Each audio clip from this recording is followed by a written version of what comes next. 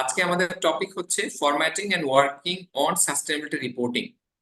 So আমরা technical এই দিকে আজকে আলোচনা করব বেশি, কারণ গত দিনটা ছিল ব্যাকগ্রাউন্ড কনটেক্সট, কেন আমরা করি এবং রিপোর্টে সাধারণত কি কি থাকে, রিপোর্টগুলো দেখতে কেমন হয়, মেইন পার্ট গুলো কি, অর্থাৎ টপিকের টাইটেল অনুযায়ী ছিল। আমি একটু জাস্ট ফ্ল্যাশব্যাক করে নিচ্ছি গত ক্লাসের বা গত সেশনের বিষয়গুলোকে। কনটেক্সট বলেছি, ব্যাকগ্রাউন্ড জেনেছি, কেন এগুলো আসলে আসলো সামনে, কতদিন ধরে এগুলো চলছে, বা I mean sorry, I should switch to English. So how many years or decades basically it is there, and what are the driving force or drivers to push these sustainability initiatives forward. And then also contents and some examples of reports we have seen. So today we will dive deep into the sustainability reporting and how it is formatted, or how it is actually done, or how it is actually written. So I will have one of my colleagues, Ms. Nisha Tanjung. She is also a GRI certified sustainability professional, and she is also a GRI nominated trainer. So both of us we will be conducting, because we are a team, and basically we issue a sustainability report from an organization that is Sustainalytics. So basically, though I'm a professional working at GIZ, and also we have an organization from where we actually issue reports and we work, and that's where the practical and hands-on experience actually comes in. So let's move on. Next slide.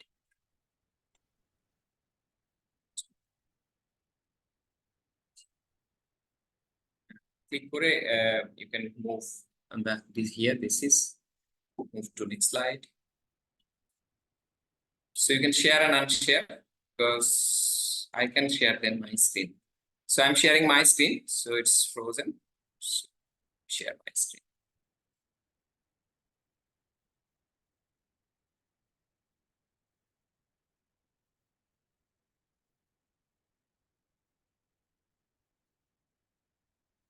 Okay, so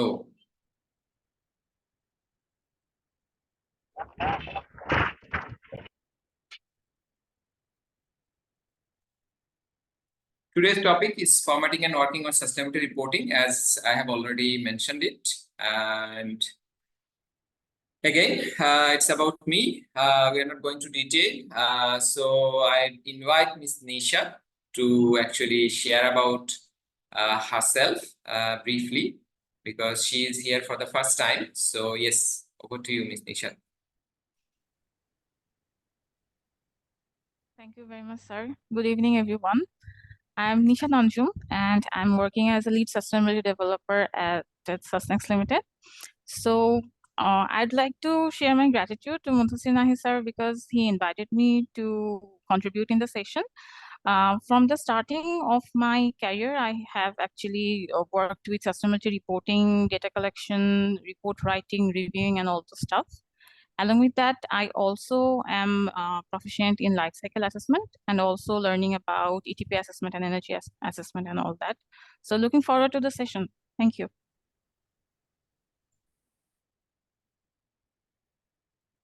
So thank you very much, Ms. Nishat. Moving on to the next. So this is the objective for our today's session broadly. Again, this is not all.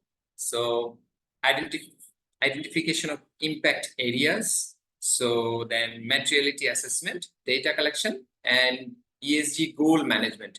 These are like very broad topics, and we will bring in examples, best practices, what's happening currently in these areas, how other companies are doing this or managing these, especially regional, local, international companies, for-profit companies, non-profit companies. So we'll try to mix the examples and the practices, because we know this is a very diverse group, and from for-profit, non-profit company, consulting firm, there are mix of people in this group. So we try our best to bring in examples from different angle, and of course the theoretical part, how things are done. Okay, so on the very right end, this is the flow chart we have already seen. So how reporting starts. So it was just as a flashback if we can look, but it is actually detailed also on the left end. So I'd like to invite Ms. Nisha because she actually does a lot in terms of data collection, analyzing, determining material topics, these are the things. So yeah, Ms. Nisha, over to you. Thank you, sir. So as you all know that the sustainability reporting topic is actually divided in 4 parts. Topic one is already conducted by Muntassir Nahi sir. In the last class, you have learned that. And today we will dive deep on topic 2.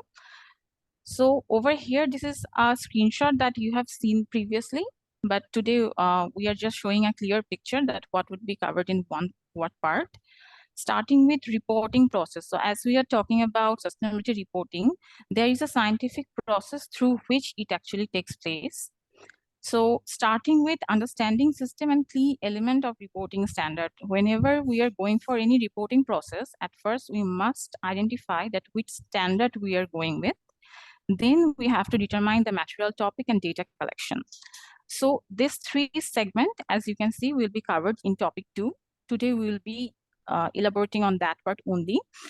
Throughout the session, you may have multiple questions, but we would request you to keep the questions at the end of the presentation. So you can make notes in your notebook and you can ask question at the end. Thank you. Moving on to the next.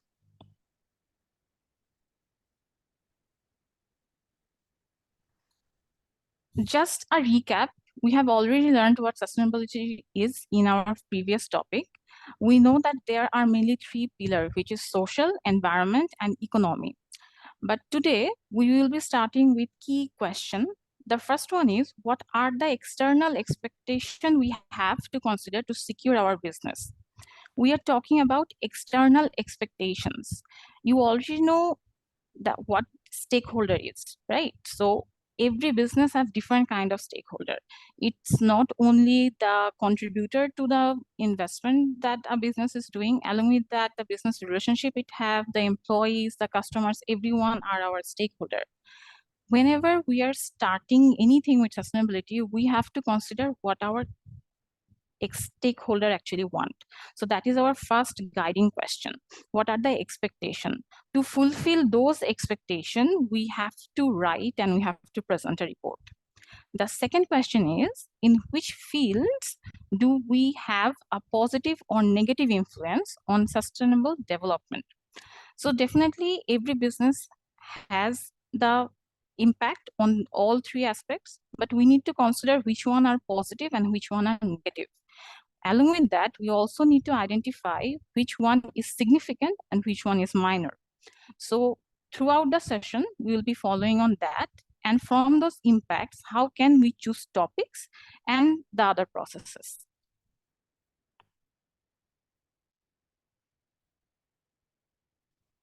So as we talk about impact, what is actually an impact?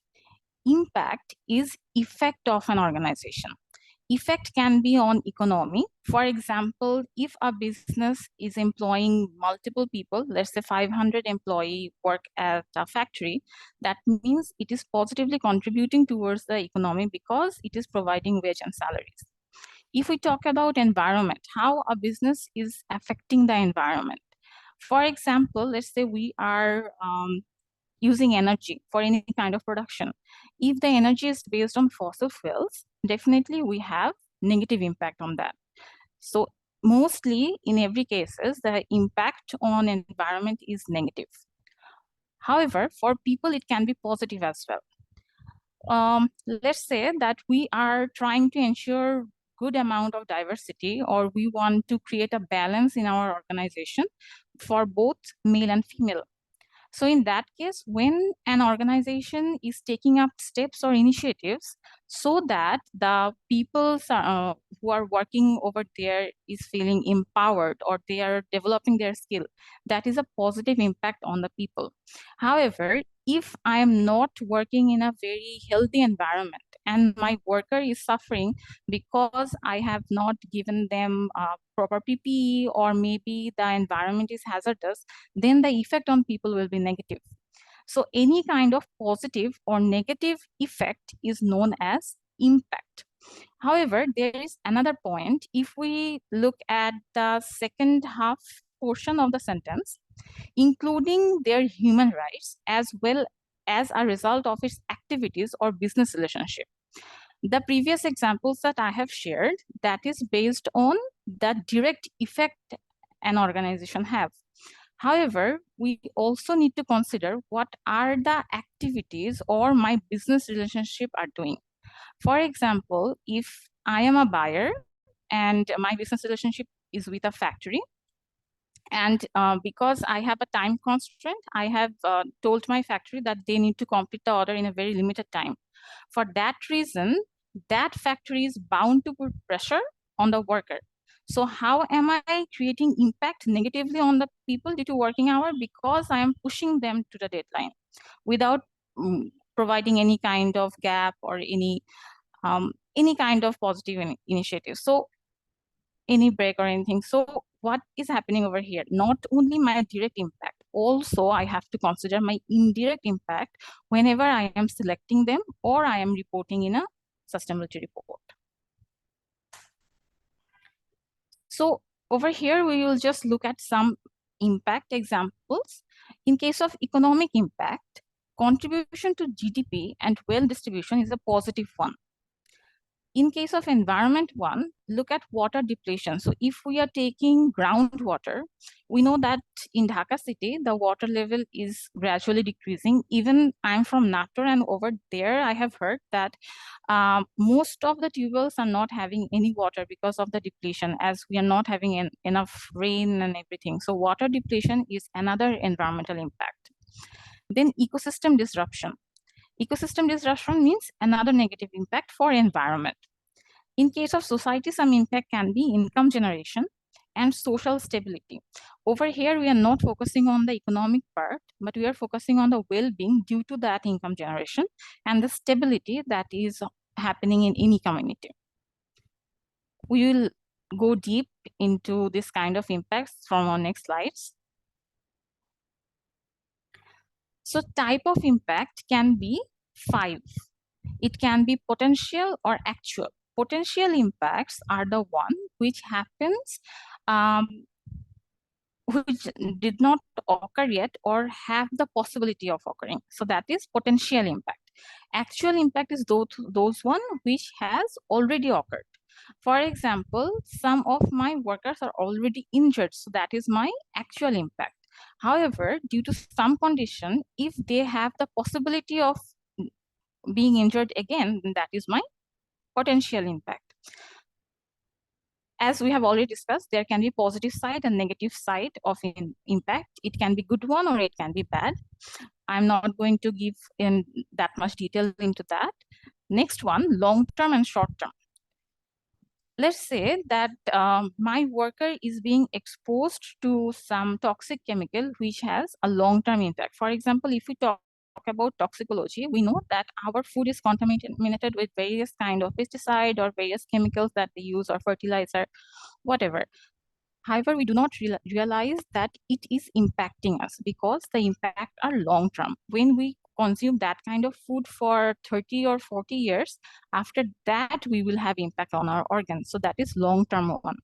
Whereas short-term one are the immediate impacts. For example, I am discharging my effluent without treating them, and it is immediately impacting something. That is short-term. Then moving on with intended and unintended. Sometimes I am knowingly doing a wrong thing. That is my intended impact. For example, I know that the emission that I am causing, that is creating climate change, or that is contributing to climate change. However, I have no other way to do that.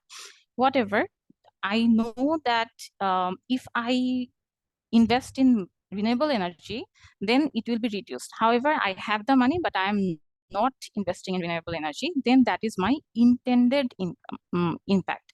However, in same case, let's say that I am causing emission and I have no option. I have not enough money to invest in renewable energy. And I'm not aware as well that how it is impacting the climate change. In that case, it is unintended impact. Another important fact is reversible and irreversible. Some of the impact can be reversible. I can, for example, climate change one is irreversible. I cannot easily revert it back. We cannot reduce the temperature that we are suffering from. But the reversible one is where I can do something. For example, chemical spillage. I have a chemical spillage somewhere and I'm immediately taking corrective action so that it doesn't occur again, and I am cleaning up the place so that it doesn't spill more or be contaminated in another areas. So these are some type of impact which we need to consider whenever we are assessing our impact. It's kind of like risk assessment, but we have to consider both positive one and negative one, and all those which we might not be aware of or we might be aware of. So why did we talk a lot about this kind of impact? Because the foundation of any kind of report is selecting the material topic. By material topic, we understand what is the significant topic for my organization, or which are the topic on where I have most of the impact. So the impact identification is an important part of material topic selection. That's why we talked about these many types of impact. So if we just look at the definition of material topic, what is that? Material topics are those that represent the organization's most significant impact. Here we are talking about significant impact. It will be both positive and negative. That's why you will see that many of the sustainability report actually focus on what are my contributions, or where even if I am impacting negatively somewhere, how am I taking corrective action or how am I managing it? For that reason, most of the sustainability report will be a very good one, or it will represent the initiatives that any people take. But it should be on all three aspects. It can be economy, environment, people, and including human rights. So we will be going deep into the materiality assessment process. For this particular point, if you have any confusion, you can stop me right away and you can ask me questions. The picture that you are seeing right now, this picture is taken from GRI Standard 2021. I think you are already aware of it in topic 1. And it is also available without any cost. You can easily download it. So over here, if you see, there are 4 steps for selecting any material topic, but I must inform that this is based on impact materiality. You might have some discussion in topic 1 as well about double materiality. This picture doesn't represent double materiality. It is only for impact materiality, or you also can call it single materiality. So how does it start? As you can see, number 1 is understanding the organization's context.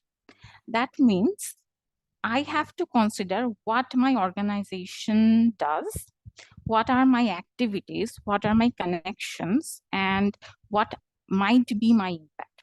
So based on the context, I have to identify that. After I'm done with understanding my context, or we can also say that selecting our scope or limiting what are the consideration, then we move to our second step, which is identify actual and potential impact. So actual and potential, like we previously said, it might have already occurred, or if it might be already being done by me, or my activities have the potential or possibility of impacting in the future.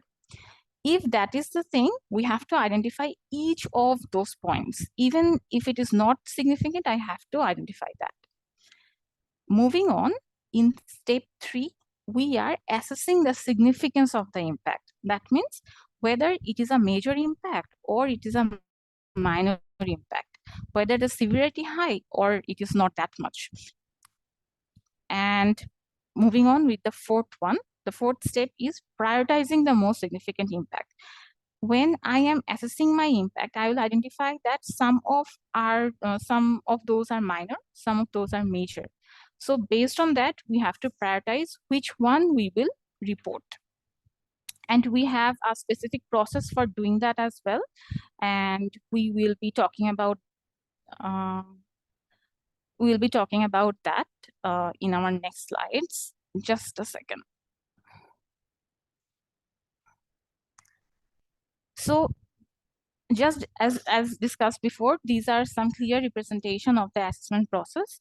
The first one is understanding the organization context. We will learn deep about that. Identification of potential and actual impact, significance of the impact, and prioritizing the impact. So what do we understand by organizational context or the activities? So when we talk about any activity of my organization, the first one is the policy and strategy that we have. The policy and strategy is connected with ESG because those are the driving force of my organization. So I have to consider that.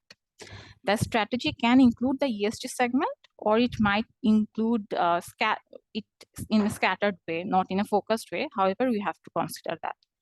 Then type of product and services. The service that I provide or the products that I give, that actually causes the impact, right? So for example, a paper mill might not have the same kind of impact like a garment factory. Again, in the same time, a pharmaceutical company will have different impact than a news channel. So my service and my product will define the context. After that, operation of the organization, the manufacturing process that I am doing, the sales that I am doing, every operation that is connected with the organization, that one will be my another consideration. The last one is location of activities, sectors, and employees. Here, location is specifically mentioned because let's say I am setting up an industry in an area which is very much abundant in biodiversity. However, I'm working over there and it will impact the biodiversity a lot. Or I can choose another location where there won't be any impact on biodiversity and is actually an industrial area. In that case, my impact will be otherwise. That's why the location should be a consideration as well. Second one is business relationship. So here we talk about any kind of partnership or franchise we have or our supply chain. It can be for manufacturing process, it can be for services, it can be some contractual partnership as well. And lastly, also location of the business, because based on where I am located, my business relationship will also be impacted by that, or it will be, let's say, altered by my location. So that should be a consideration in business relationship as well. Third one is sustainability context. Over here, we mentioned that whatever activities I am doing, to some extent, it will be connected with the global level, not only the local one. So when we are talking about sustainability, we should consider that what are the things or how I am connected with the global one and how am I impacting globally, as well as what are my local challenges and what are my regional or global challenges. Then applicable laws and regulations. So any activity that I do that might have many regulatory compliance requirements. And that is also connected with my sustainability context. Along with that, we also might have some focus SDGs. Among 17, our activity might touch, let's say, 4 or 5 SDGs. So that will be also part of my sustainability context. So mainly thinking in a global scale means the sustainability context. Last one is stakeholder. Whenever we are understanding the organization context, we also need to consider what my stakeholder wants. If I want to know what are their requirement or their expectation, I must at first identify them. So my first step for materiality assessment will include identification of the stakeholder, then engaging with them to understand the need and expectations. So these are some aspects that we need to consider whenever we are trying to understand our organizational context. Based on that, when we have identified the context and we have assessed the impact, then we will also need to quantify the significance of it. But when or how can we quantify the impact? The first one is, if it is an actual impact, we need to consider the severity. However, if it is potential impact, irrespective of the positive one or negative one, we need to consider the severity and likelihood. However, I must mention, if it is an impact on human rights, then severity will be focused. Likelihood would not be a point of that much consideration, because even, let's say, if any kind of fatality occurs in any factory, and if there is a possibility of doing that, it will be my top priority topic. So I won't consider about likelihood. I would consider only about severity or likelihood. We will think that what would be the impact of that. So actual or potential impact, in that way it is different, that actual one contains only severity and potential one contains severity and the possibility of doing it. However, when we are analyzing the severity, just like we do in any kind of ISO or risk assessment, we need to consider the scale and scope. Over here, what does scale mean and what does scope mean? It will be clearly defined in the next slide. However, see the first point, human rights. The severity of the impact takes precedence over its likelihood. So whenever we are thinking about human rights, we always have to keep in mind that I won't think about the likelihood when it is potential. I would think about whether it has any severity or not. So as discussed before, we are going to dig deep into how to quantify it. So when we are assessing the severity, we can multiply scale and scope and irremediability. But this will be in case of when it is a negative one.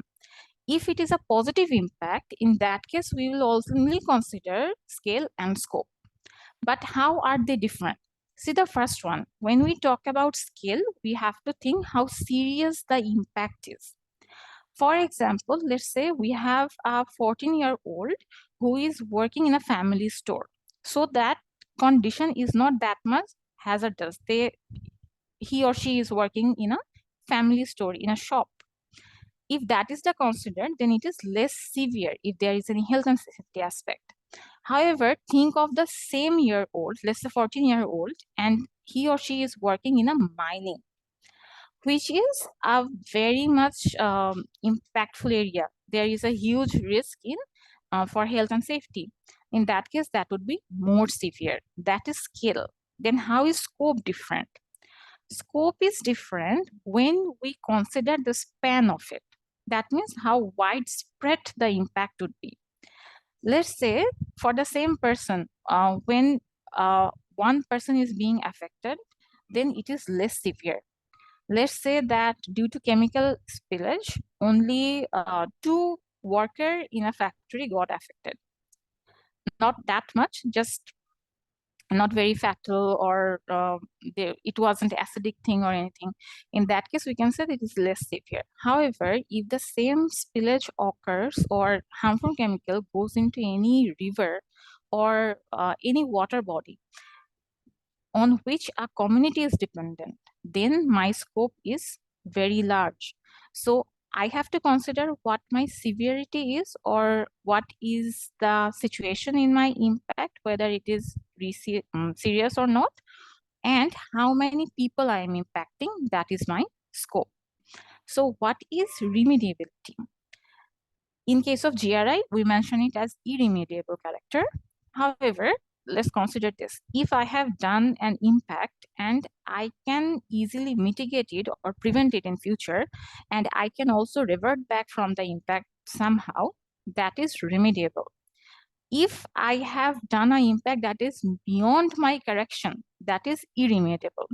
So whenever I am doing any impact, if it is negative, I have to consider that whether I have any way of compensation or not. If I have a way of compensation, then that is less severe.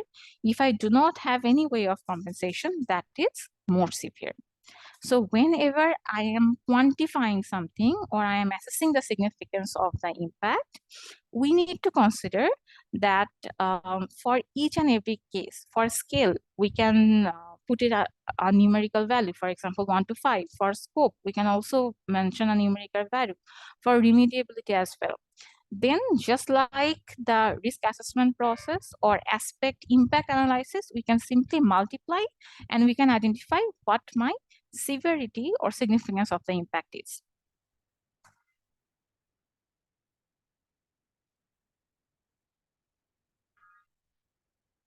Over here, we will be showing some example on human rights, which has been done by H&M and Unilever. And they have, if you look at the source, the sustainability report and human rights report, they have already shared it that these are their identified impact. For example, H&M considers fair living wage, health and safety, forced labor, child labor, discrimination and harassment, social security, working hours, access to water as their human rights impact. Unilever, as a food and beverage industry, they actually consider discrimination, fair wage, freedom of association, harassment, health and safety, land right, working hours. So similar kind of topics for their sustainability aspect. So when we are thinking about the impact on human rights, we have to consider and we also need to clearly disclose it in our report, like this kind of brands have done. So how can we prioritize the most significant impact? We have one short activity regarding that as well. Before that, definitely I'll take question on how to do materiality assessment. If you have any, I'll clarify those. However, let's move with the prioritization. When we do any kind of aspect impact analysis and we multiply something to see which one is more and which one is less, in that case, we can set a specific threshold. For example, if my highest number is 25, then I can consider 1 to 5 is my low impact. Then let's say 5 to 10 is my moderate impact, and 10 to 25 is my high impact, or 15 to 25 is my high impact. I'm all right to set my own threshold, but it needs to be logical. And then grouping the impact into topic. All the impact that I have identified, I will put that into specific place. If it is related with environment, energy, emission, water, waste, all will be put into one place, that is environment. And if it is another one, let's say health and safety, employment, diversity, that will be grouped into social topic. Then there is another point, see, that is testing material topic with applicable sector standard. As we have already learned about what are the standards we have, it can be GRI, it can be ESRS. Based on the availability or demand from the stakeholder, we'll choose one.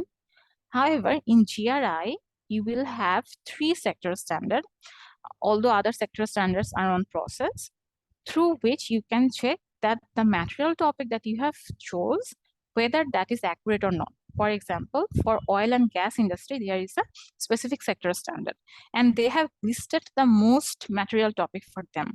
So that kind of reference can be a point. However, if sector standard is not available, in that case, we can consider or research based on the similar kind of sustainability report that we have or my kind of industry have. And then we can see that what are the material topics that they have and what are the ones that I have already assessed and identified. And then we can test it. Number 4 is approval from the top management for material topic. As I have previously shared that the materiality topic assessment will be the base for any sustainability report. So when you start that, all the topic that you will be working in should be pre-approved by the top management, so that whenever you're working afterwards, when they are reviewing, they are not surprised or shocked at any point. Lastly, determine what to report for each material topic. Before starting anything or identification of the topic, we need to also check and balance that what are the ones that we will report and how we are going to report it. Moving on with the next slide. Just a second. Okay, so these are the activity. This is the activity that I was talking about. Before starting the activity, I'll definitely take question from here. However, let's take 2 minutes to read it. What is the activity? The activity aims to conduct a materiality assessment to identify and prioritize key sustainability topics that are most relevant to the organization. That means throughout this activity, you will just try to find out some of the material topic for your organization or the place that you are working for. And then we will try to identify what is my score, or we need to identify that in which level I am impacting, whether it is significant or not, for any kind of impact that you consider your organization have. Over here in the table, we just need to fill in the table through some numbers, just like aspect impact 1. I'm going to share in which way you can do so. For example, the first one, fuel-based energy. So energy can be obtained from two sources. It can be from non-renewable, it can be from renewable as well. If we are sourcing energy from renewable source, in that case, that is not my negative impact, because the renewable one would not cause that much emission or resource depletion. But if it is fuel-based, for example, gas-based electricity in captive, if we are generating captive power, then it is a negative one, because I am depleting the natural gas that we have. In that case, my consideration, the first one, stakeholder influence. What do we understand by stakeholder influence? That means if I am negatively impacting over here, whether my stakeholder have any interest or influence or impact on it. And we can number it anything from 1 to 5. So in my consideration, I gave it 4, because resource depletion is a serious concern nowadays. Then in case of severity, if it is by negative impact, then how severe it would be. So if we think about resource depletion only, definitely it will be severe, because if I do not have that natural gas after a certain time, I wouldn't be able to generate captive power. So my severity will be 4. Not only me, the stakeholders that we have, or it will have impact on the community as well. So severity will be 4, and likelihood, how likely it is that the resource will be depleted. We know that in Bangladesh, they are already trying to find out new source. So I have given it the likelihood of 3, that if no new source is found out, then resource depletion is going to be a huge crisis. However, if it is found, then it can be a little bit less. So I have considered 3, and the priority score is given over here. When we identify score for each type of topic through this activity, you can choose which one is the most significant one, which one is the least significant one. We will take approximately 10 minutes to complete this activity. However, if you have any question, I'm ready to answer it before we dive into that. Any question is welcome.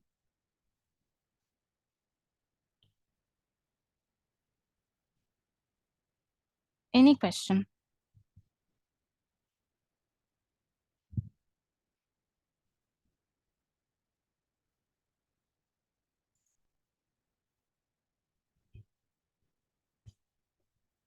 If you want to write it down in the chat, you can also do so. I can look and I can answer from there. And if it is clear for you, then I would welcome you to do this activity. Just in 10 minutes, try to identify 4 to 5 impact that your organization has, and try to give a priority score to that and share with us. Muntasi sir, if you want to say anything.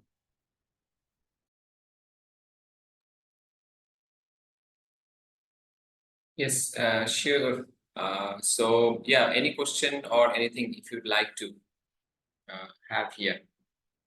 So this is a kind of activity we kept so that you do say, like, you think about your own company, and then you can how to say it, like you can think as Ms. Nishat was referring, prioritize those. So just let me just bring in little more kind of real life kind of inputs. Like for a paper producer or paper mill, what could be some of the impacts? Like a paper mill uses a lot of water, and definitely main input is pulp from trees. So yes, pulp and also energy, definitely energy, a lot of energy. And then a paper mill produces a lot of effluent. So how many we got? All from environment. Okay, let's look into social. Okay, social definitely in terms of workplace safety or like occupational safety. It is definitely heavy machineries are involved here in the manufacturing of paper, and heat, lot of heat.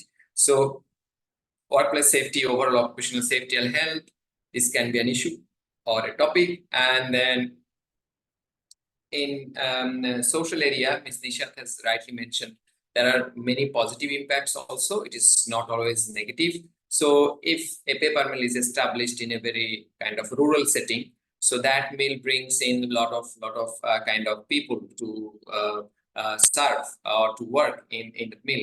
So that actually brings the kind of income to that area or locality. It pumps in money in that community. So the community development, income generating activity, these are like positive thing. And yeah, I've covered like social and then environmental, of course. So that was kind of paper mill. And then if we look into ready-made garment, definitely ready-made garment, we all know, many of us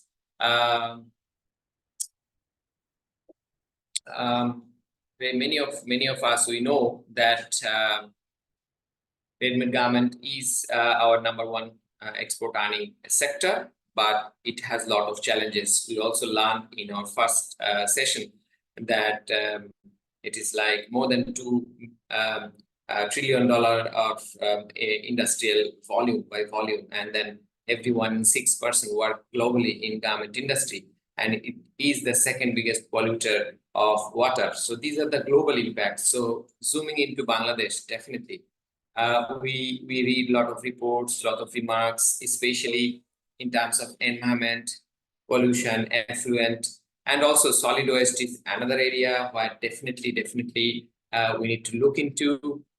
So then apart from environmental, if we look into social area, definitely income generation is also there.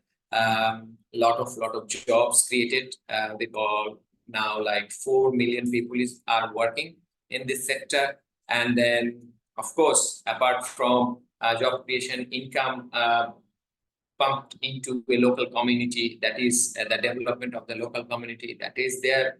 And also workplace safety, yes.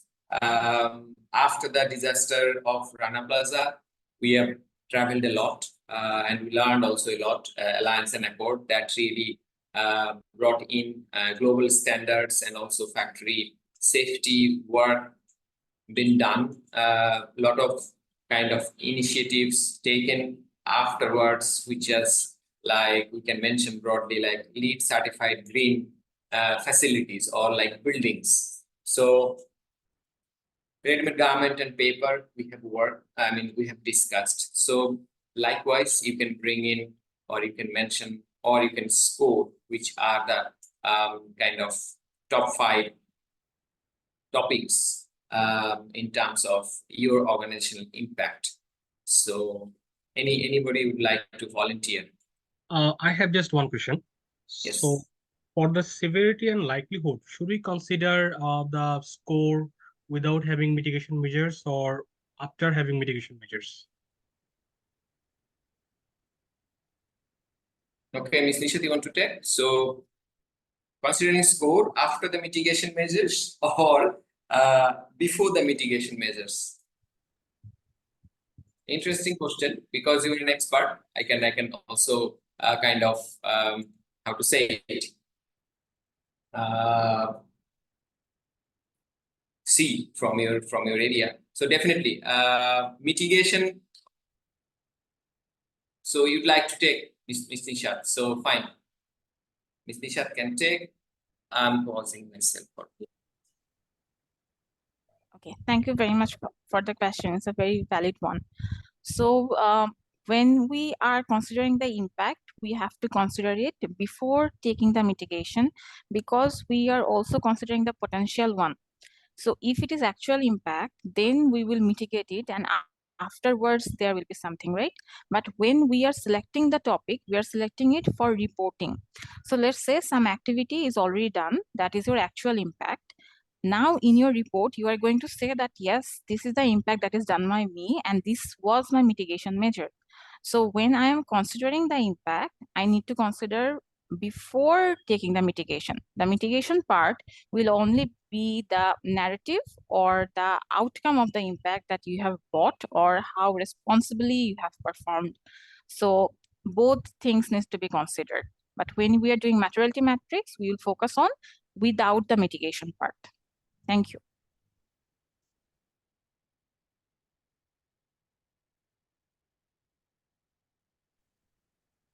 Can I ask a question?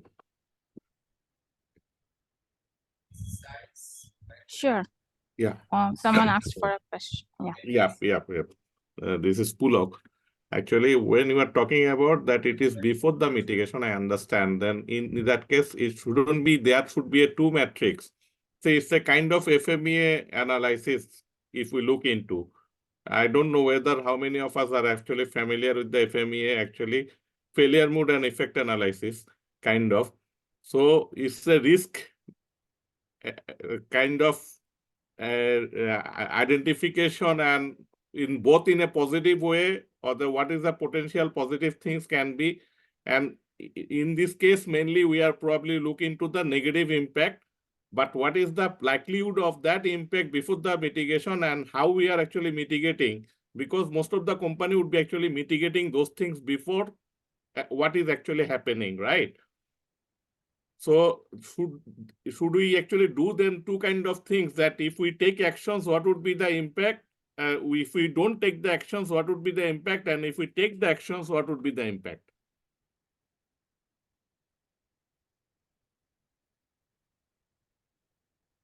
Sorry, I am not sure. I can't hear Mr.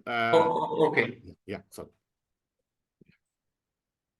So basically, sorry, because muting and unmuting is an issue till after 4 years of COVID, total. So yeah, definitely mitigation is additional thing. So we need to consider as like normal, like business as usual, how it will impact.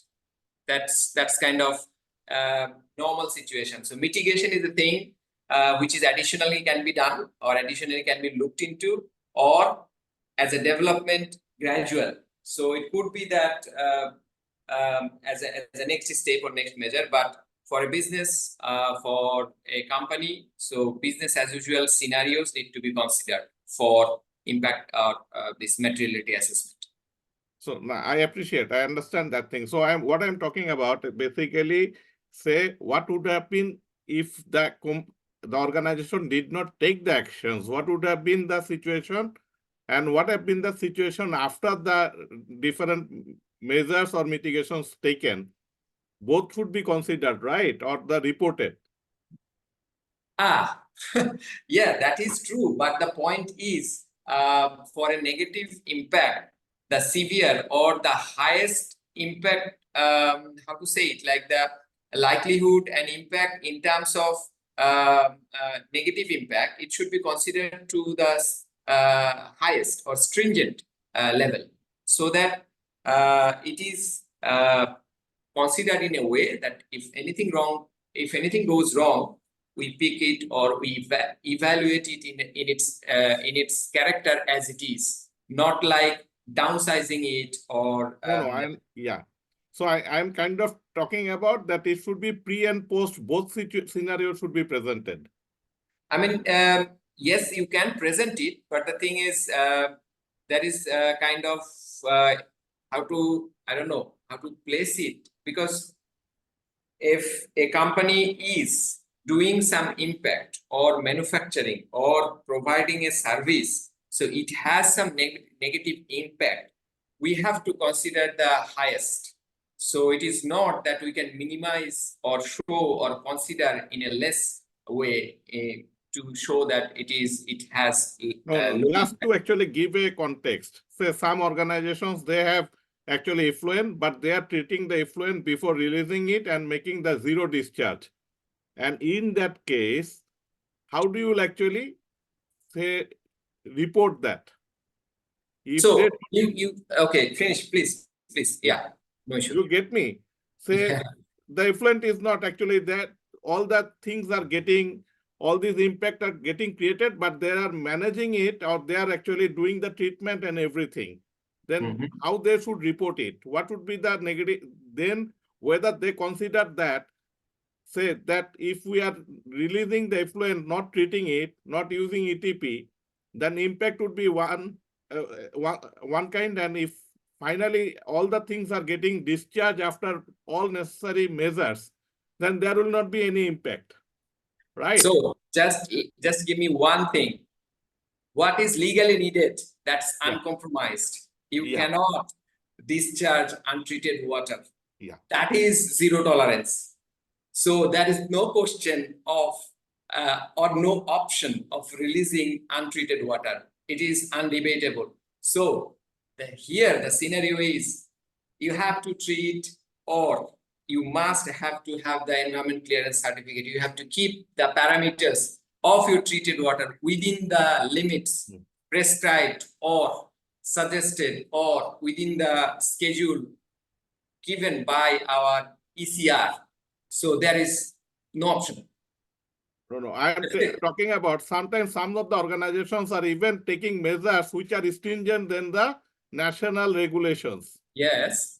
So that you can say in a positive way. Even we are a company XYZ, we follow the government requirements, but we go beyond that. We follow some best practice from the world. Yeah, But just yeah. the importance of the topic, that will go not less, because releasing how to say polluted water, it is violation of law. So in terms of importance, in terms of activity and impact, it will remain as a top priority topic or No, even that top will be priority there. matter. I'm just talking about, say, on this matrix, say if it is before the mitigation measures, the priority score would be much higher, and if the mitigation measures are there, then priority score will be significantly coming down. No, it cannot. Water intensive industry, how can you actually or any company can say water is less material topic for me when industrial production is dependent on water? So without water, paper mill cannot produce water. Without water, a textile mill cannot produce textile fabric or their product. So water is a thing, it cannot be low as I'm not talking about that. Say energy use. Say if I don't actually, instead of fossil fuel, if I actually change a lot of things of my energy demand to the solar, then automatically the impact will come down. I mean, your impact will be come down, but the topic cannot be less No, as a topic material. is there. I am not talking about. That's why I'm talking about that is a how do you measure the effectiveness of the initiative taken by the organization? Yeah, that can be adjusted based on the how to say it, like a practice of a company. And globally, just you have brought in two topics, water and energy. Just with reference, in Bangladesh we have only 4% renewable energy, only 4%. Globally it is 10%. So how can it be? So we can debate the full class, but we have to be also practical. Availability of renewable energy globally and Bangladesh locally, we cannot even I'm talking separate. about from organization perspective. If some of the organizations are managing all their impact, taking measures, so But yeah, probably just as we go, be very frank, we cannot paint a picture which is not practically possible. We have to look into what is available, what is optimum, what we can achieve. We cannot actually make a picture which is not yet practical. So globally, it is 10% only. In Bangladesh, another problem is our national grid doesn't sell separate electricity as renewable energy and fossil fuel electricity. Our electricity is same national grid, but in Europe, developed world, they sell different electricity. So to answer your question, fine. If an organization say we will only use renewable energy 100% for our production, available in Australian grid, available in many grids in Europe, they can make the topic or the point like a less important. But will that be then businessly? I mean, will they be then viable for business? Because No, all I'm not renewable energy. making it less important or important topics. These are important topics I'm talking about. How do we measure? Probably you will have that answer or give that Yes, answer later on. yes, I have mentioned it. I have mentioned it. It will become for that company a less important topic if they can buy electricity separately from renewable source, separate grid. They can make the topic less important or lower in their materiality topic. But the question asks, will they be viable as a business? Will they survive? Can they sell their product in the market, in the competition? How much is that? Think in that way. So we can bring in example which is not in practice, but we have to be practical as well. As a company, if we cannot survive, if we cannot be viable as a business, if we go out of the business, if our products or service become very expensive, will we survive? If we don't survive, there is nothing to talk. Probably, Forget about the report or anything. yeah, I'm not talking about basically say probably we are not understanding each other very well, but probably as we go along with the course, reporting and everything, I was just thinking about it. There's some organization taking high actions and some of them are not taking high actions. How do you differentiate two organizations on their sustainability initiatives?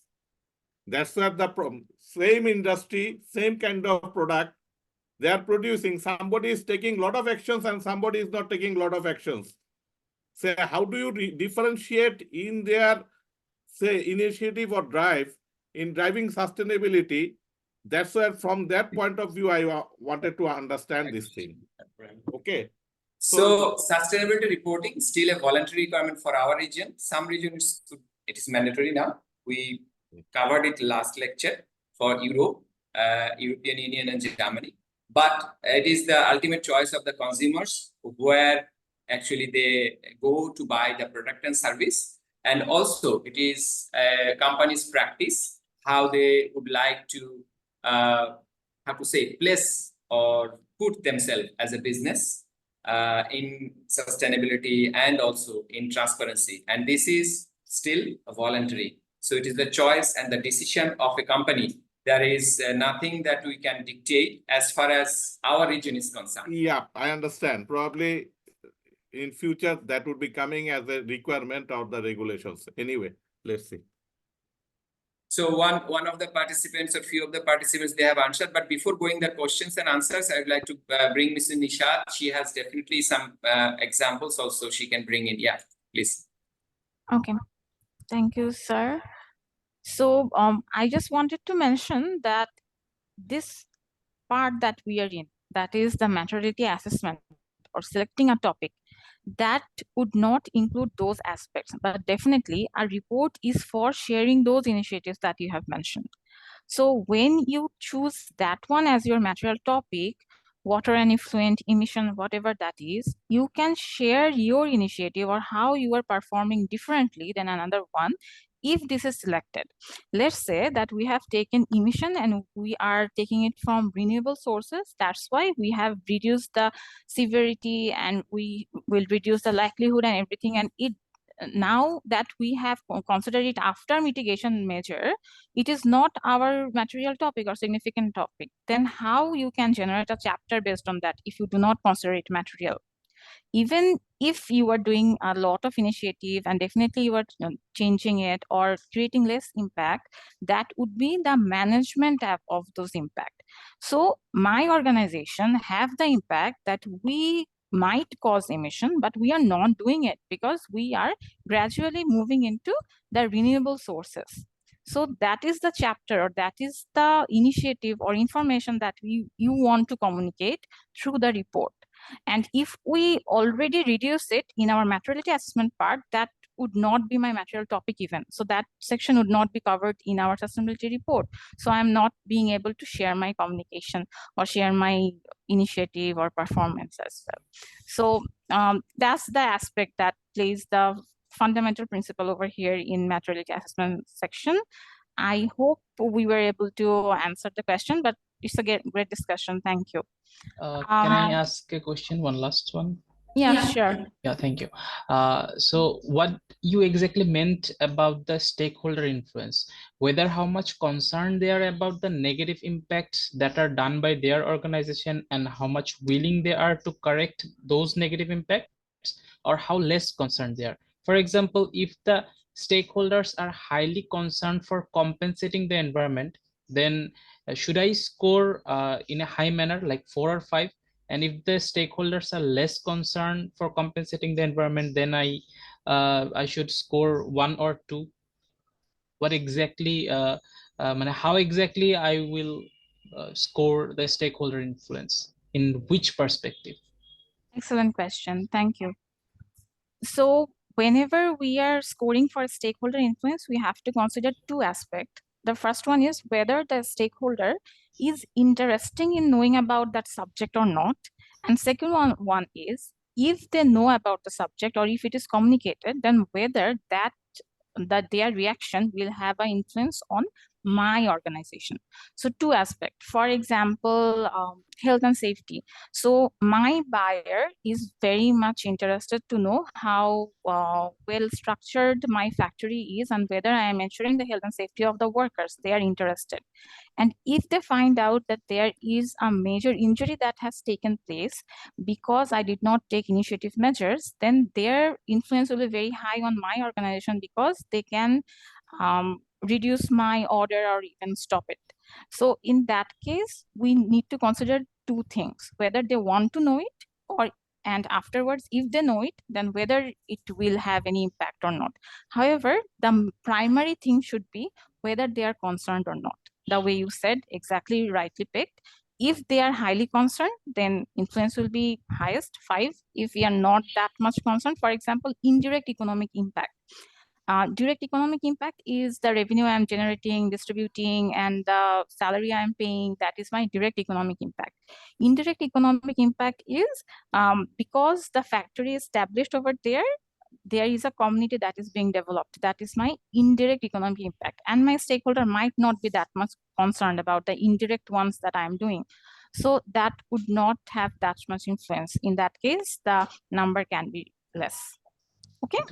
Okay. So you're saying that if if my stakeholders are reducing the number of order, then I can consider him as highly interested in that in this matter, right? Yeah. Yes. Then I will score it as a 4 or 5 in the number scale. Exactly. Okay. Thank you so much. All right. I think we can. Okay. Sir, you want to say? So I think we can move on. We can move on to next because in terms of time, we've spent like a good amount of time here, 15 minutes. So a few minutes more. Healthy discussions. Of course, we can take more questions at the end or off that is how to say it, like off the class. So it is not that we can answer and cover everything because it's a time-bound thing. So if it is, you have more questions, we are happy to take after the class, maybe one-to-one. So yeah, thank you. Moving on to next segment.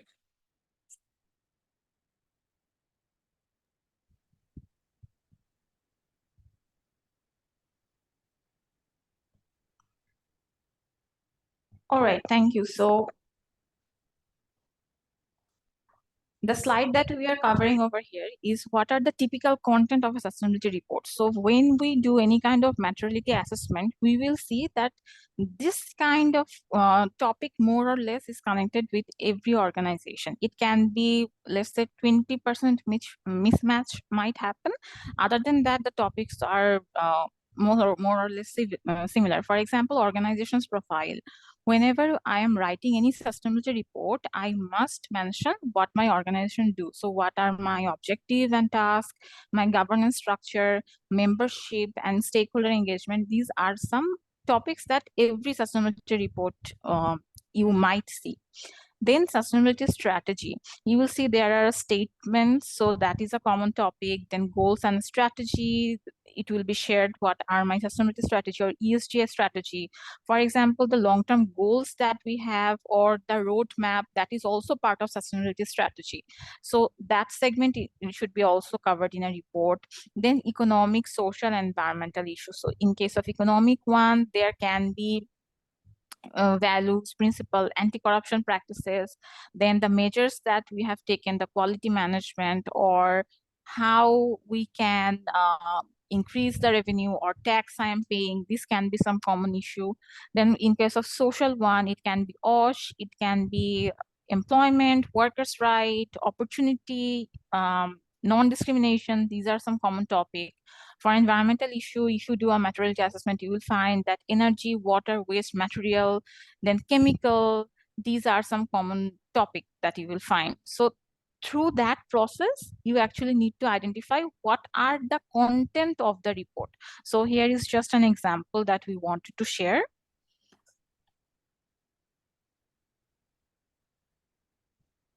Over here, you are seeing an example of materiality assessment. Let's say we have done impact materiality.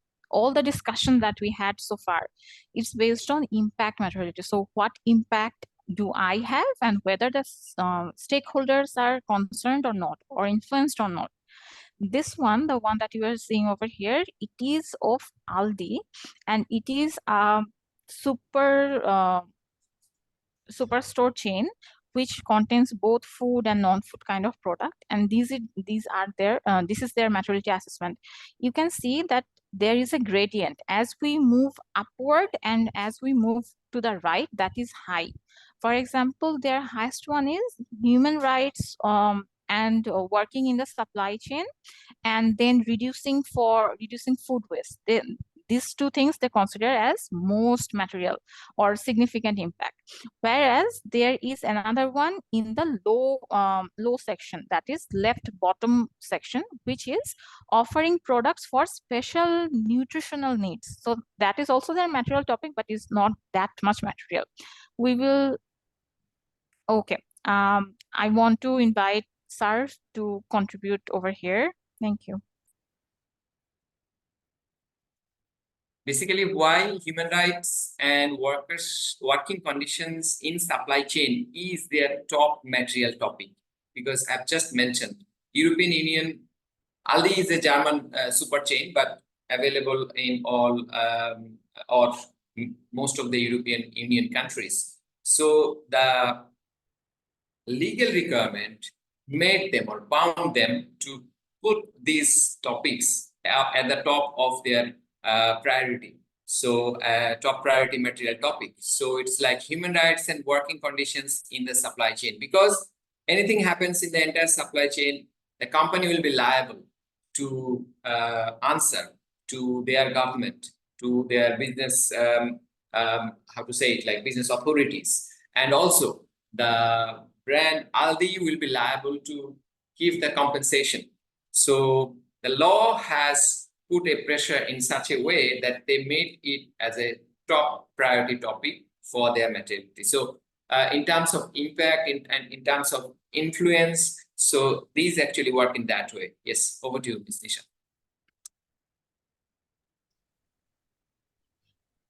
Thank you, sir. Moving forward with next one. You have already seen it before in topic 1. So over here, we have another example of impact materiality for team group, and we can see that X and Y axis consider similar thing. The first one is environmental, social, and economic impact. And over here, we have influence on the stakeholder. So this is segmented into 3 parts, and you will see the ones in the red are the most prioritized topic for them or most significant one. The middle one is moderate, and low one is indirect economic impact that we have already discussed. However, as we have talked a lot about impact materiality, we need to consider what double materiality is, as this is being a very vital change, or I would say in future this may persist instead of impact materiality, because definitely the question always arises that what impact an organization is making. However, there is another connection, that is the impact that I am making will eventually harm me in some way, mostly in financial way. For example, for any kind of change, if it any kind of impact, if it happens that my order is being blocked, that means I am being financially impacted. Double materiality is the concept where both are considered, the impact that I have and the impact that I am causing might eventually fall back on me, the one that we normally know as karma. If I do something bad, it will also happen to me. So there is one simple example that we will be showing you.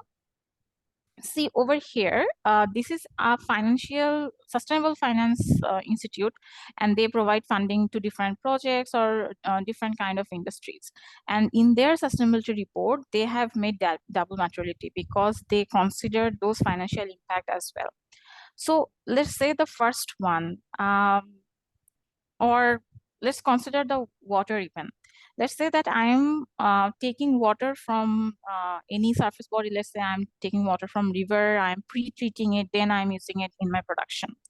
And I am not, before releasing it, I am not treating it well. So my ETP is not functioning in that way. However, I am releasing my effluent without any treatment or in a harmful condition which does not comply with my regulatory requirement.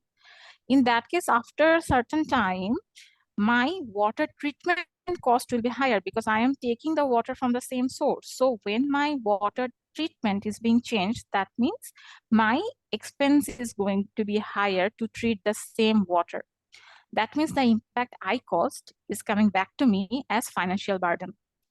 So double materiality is that one. If we see the X and Y axis, you will see one part is impact materiality. So what impact I have, and another one is financial materiality. That means whether the impact will eventually financially harm me in the long run or not. So that is a concept of double materiality that will come in future, especially if we are going to abide by or follow ESRS, or if we are reporting to take foreign investment from any international or multinational organization. In that case, this double materiality concept should be incorporated into reporting.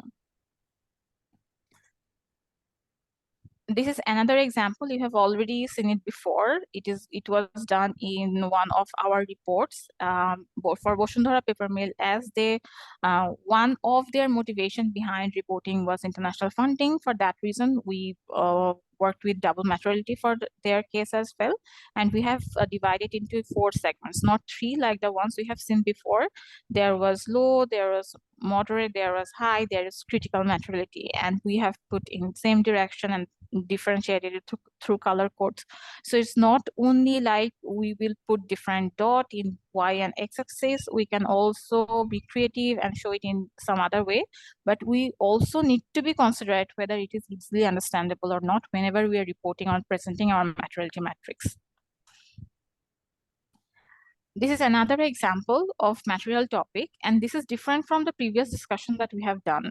So we choose any topic, or we give priority to it based on my impact or based on the impact that it might have on me.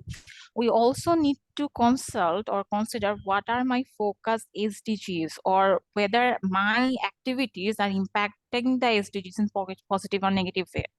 For example, Page Industries Limited, which is situated in India, they have done a materiality matrix where they have chose the materiality topic. They have described why this is material for them, and also they have mentioned the impact associated with the SDG.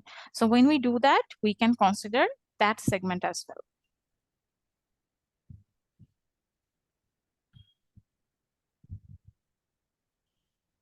Okay, so over here, what you are gradually seeing is a typical working process for sustainability reporting. And I would welcome you to take screenshot if you like, because this is a typical process that you need to go through whenever you are issuing a report. See, the first one is understanding the sustainability vision of the organization. So in what aspect you want to work, or in which way, through which initiative you want to run your organization. You have to understand that context or vision that your organization have. Then the entities that you will include in the report, or the factory or number of factories that you are including in the report, you need to visit that so that you can understand the sustainability story or their materiality. After that, you need to measure the baseline, or you need to prepare the baseline if it is not already prepared. Based on that, you need to take some ESG goal. It can be up to 2030, it can be further than that. In most of the cases for brands, you will see that they want to be carbon neutral by 2050. So it can be beyond 2030 as well. However, most of the ESG goals are taken till 2030 in connection with SDGs. This is highlighted in red because we will dig deep in this two portion, because this is connected with sustainable management, sustainability management, which is the main concept of this course that you are doing. So we will dig deep into that. After just to complete the process, after taking the ESG goals, you will take approval from the top management on the goals and targets that you have taken. So let's say from employee perspective, or from consultant perspective, or any other way, you have taken some goals. However, it is not financially viable for top management within a certain year, or maybe they are not considering it that way. So whenever you are setting a baseline or you want to take a target, you must get it approved from the top management. After that, you need to provide training. Training needs to be provided because when we are doing any report, we need to collect data. And also throughout the training or workshop, you need to identify the ESG initiative that is already taking place in that organization. Based on the data that is received from the training and the stories that you have observed or you have learned from the organization, you need to prepare the sustainability reporting storyline for that. So you know the data, you will do analysis on that, you will know the story, you will represent that in the report. When you are done with the storyline, you will draft the sustainability report along with design. And this can be done through a separate entity. A design firm can be appointed over here. After that, the final report will be again getting approval from the top management before publication, because they need to align with whatever has been represented over there can be publicly shared. Upon taking their approval, you will finally publish the sustainability report. This is a typical working procedure which you need to embark on whenever you are taking, whenever doing any kind of sustainability report. So setting baseline, the red marked one that we have discussed, how can we set a baseline for our organization? At first, we need to understand what baseline is. Baseline should be a business as usual year where where abundant amount of data is available for anything that you want. And this can be set as a year through which you can compare your future. So how can you set that baseline? The first thing is you need to choose a year where every operation was not interrupted by anything and it was smooth. For example, COVID-19. So let's say that 2019, 20, or even 2021 had some effect of COVID-19. So we cannot take that as any baseline because our operations were interrupted. Then we need to consider whether data is available or not, based on which I'm going to set my goal, or we are going to set my goal. Then consistency and transparency. Once the baseline has been set, we should not change it. Because when the baseline is set, we will disclose in our report publicly that this is my baseline. So let's say that based on baseline, we have taken some goal. However, we are not being able to perform, or we are not being able to progress as promised in my previous sustainability report. However, we should not constantly change the baseline. We should stick to one so that we can easily identify the lackings and work on it. Lastly, reset. However, there might be consideration or conditions where the baseline needs to be reset. When it should occur? It should only occur if there is a major change in your operation. Let's say a large part of your production facility, machineries has been changed, or the product has been changed. In that case, we need to reset it and we need to take another baseline. Other than that, we should stick to one. Moving on.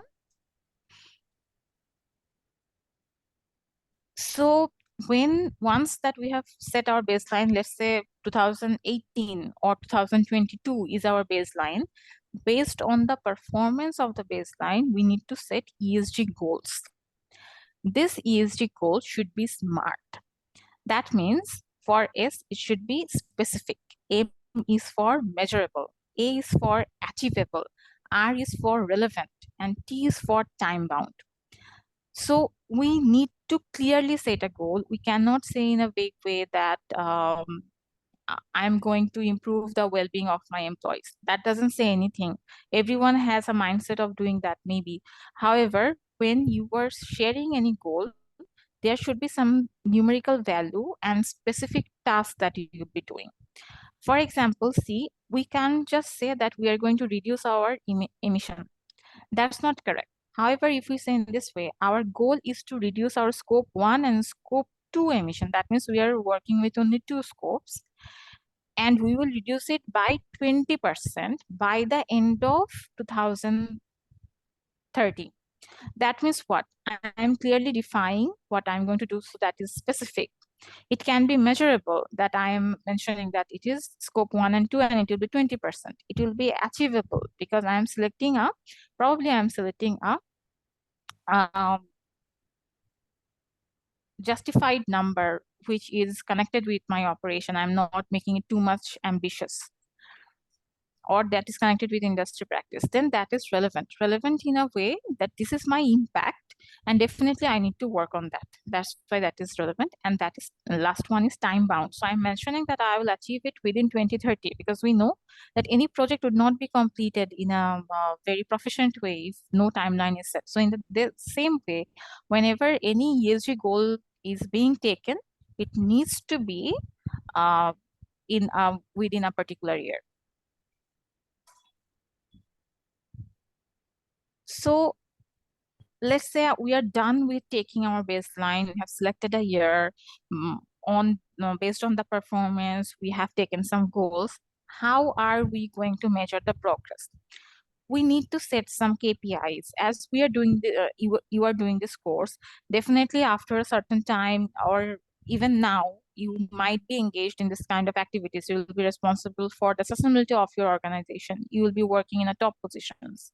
So in that case, when you are measuring the progress, you need to set some KPI. For example, for the previous goal we have just discussed, what can be my KPI? My KPI can be what is the percentage of change in my scope 1 emission? What is the percentage of change or reduction in my scope 2 emission? How it is changing my carbon footprint, or the percentage of renewable energy that I am increasing day by day. This can be my KPI. And what do we need to do? How can we manage it? If we see that the KPI that I have set and the progress that I am making is on track, then that is very good. However, if it's not such case, then you need to take changes. You need to resource the energy from different sources. You need to think about the intensity and how can you efficiently use energy and everything, which will be part of management. Lastly, that you have taken the KPI already and you have assigned responsible personnel for that task, you need to track your progress. That means the organization's progress against those goals. So you need to collect data in every year, you need to monitor the performance, and you need to set benchmark as well. And you need to compare that the industry that you are working with, where the industry stands. Are you in the lower segment or in the top performer within the industry? So you need to compare your performance with similar cases, because nowadays, previously it was very difficult to identify what everyone is doing, but now transparency is the buzzword and everyone is liking it. So if you want, you will find information readily available and you can easily compare your performance with another one. So tracking is very necessary. For example, see over here, Ericsson is probably it is known as a mobile company to us. Over here, what we can see is how they share their energy performance against the target they have. So that is a transparent disclosure. See, there are three colors. One color is for 2022, the black one is for 2023, and the sky blue one is their target. And they have clearly mentioned what is their target and how far they have reached, which is a clear disclosure, transparent disclosure without hiding anything. This kind of performance we need to share in the report. The next example that you are seeing over here, you can see that this organization has actually segmentized their strategic areas and goals. The first one is planet. For planet, their goal is connected with water footprint. They want to achieve ZLD by 2027. Then climate change, they want to achieve net zero emission by 2050. They will increase their renewable energy. They will maximize the material efficiency. They will increase energy efficiency, as well as they will ensure sustainable material and process. That means procure 100% sustainable new material by 2030. So they have clearly mentioned their goals, and this is of a Pakistani brand that is Gul Ahmed, and they have taken such kind of ambitious targets.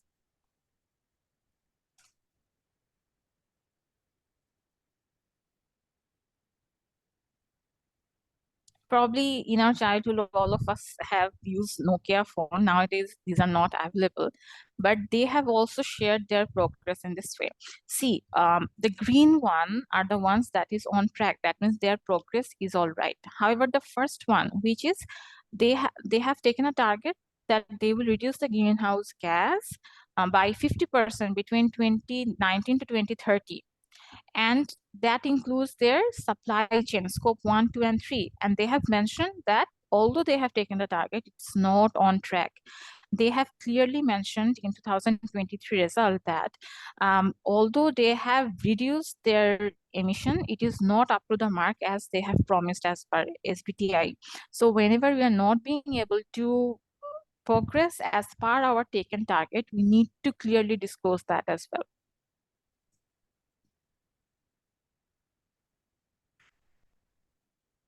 So there must be some kind of reference point for taking any specific goals. It's difficult for us to make everything up from our mind, right?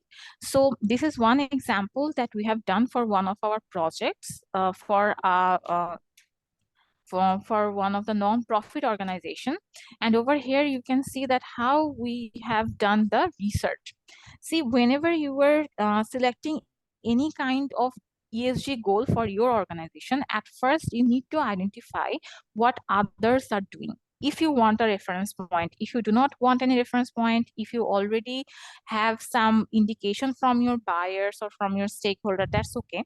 However, when taking that, you can see the industry practice. So this is one way of doing it. There are some NGO name over here where we have looked at. After that, there are some example goals, which this one have. For example, Hand in Hand, which is an NGO in India, they have taken a target that they will create 10 million job opportunity by 2025. And based on that, you can select your goals and targets as well. So if they are doing it, we can consider similar aspect for our goal as well. Then let's say for workplace health and safety, American Red Cross has taken some target. That is, they will ensure a safe working place across throughout their mission everywhere, both international and local, everywhere. So over here, we have also proposed a target for that particular NGO. I am not disclosing the name right now. However, you need to keep a focus on the title of each column. So what are the key areas that we will be taking target on? What are my reference? Well, what others are doing? What are their example goals and targets? And based on that, what is the existing target? If I already have, if I don't have, what should be my proposed goal and target for the top management? And then the responsible person. So who will be responsible for achieving that goal? It cannot be a one-person show. One man cannot actually handle all the sustainability goals or ESG goals that an organization is taking. So who will be responsible for achieving or tracking or setting KPI for that goal and communicate any kind of challenge they are facing? That should be also identified. Moving on with the next one. This is also a similar example. This is for environment one, waste, material, and water. See, one interesting fact is not only the production sections, the sections who are service oriented, they are also working with the waste that they use. For example, they are setting goals for reducing the plastic or paper they use. They want to use recycled material. They want to reduce their water consumption, although they are not a production facility. So definitely we have a huge responsibility as production facilities if we are to reduce our impact. Now we'll be diving towards a new segment, that is the standard that we follow. We talk a lot about the impact we have. I did talk a lot about how the report should be or how we should present it. But there needs to be a set guideline every time whenever we are writing something. And here we are seeing an example of GRI. Not only GRI, whenever you have any kind of standard, let's say you are using a guideline like TCFD or you are following ESRS or SASB, anything that you are using, this is a common structure that you will find. The first one is the standards. There will be some universal standard which needs to be which will be applicable for all kind of sectors. Then there is a sector specific standard. That means where you will actually identify whether that standard is applicable for your sector or not. For example, the material topic for agriculture sector might not be a material topic for mining industry, right? So sector specific changes can happen. And lastly, topic. So based on the impact materiality or double materiality, that the topic we select, you will find some topic related disclosure for anything.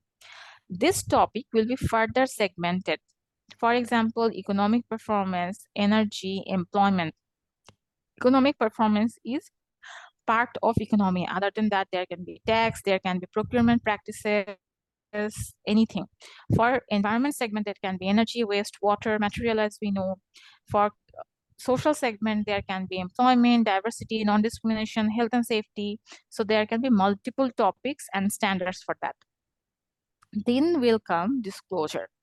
Disclosure is the segmentation of the above topics. So one topic might have multiple disclosure. We will learn a lot about it in topic 3 as well, and in some of the future slides in topic 2 also. So disclosure will contain detailed guideline on that specific topic, and within those disclosures you will find requirement. When we see the example, it will be more clear to you. For example, over here, this one, the one you were seeing, GRI 201, economic performance. This is my topic standard. This topic standard have this many disclosures. That means 2011 is a disclosure, 2012 is a disclosure, 2013. If we just read out the title, direct economic value generated and distributed, financial implication and other risk and opportunities due to climate change, defined benefit plan obligation and other retirement plans. So one topic might have multiple disclosures. After that, those disclosure will have requirement, like the one that you are seeing right now. Disclosure 2011, which is direct economic value generated and distributed, it contains requirements which you need to follow if you are following this standard or if you are complying with it. So you need to share what is the direct economic value generated, that means the revenue. You also need to show how this is distributed or what amount, what was the operating cost, what was for employee wages and benefits, any payment to any provider of capital or bank, whether you have payment to any government or any community investment you have made, and then the value retained. That means how much of the value was within your organization that was not distributed. That would make part of the profit as well.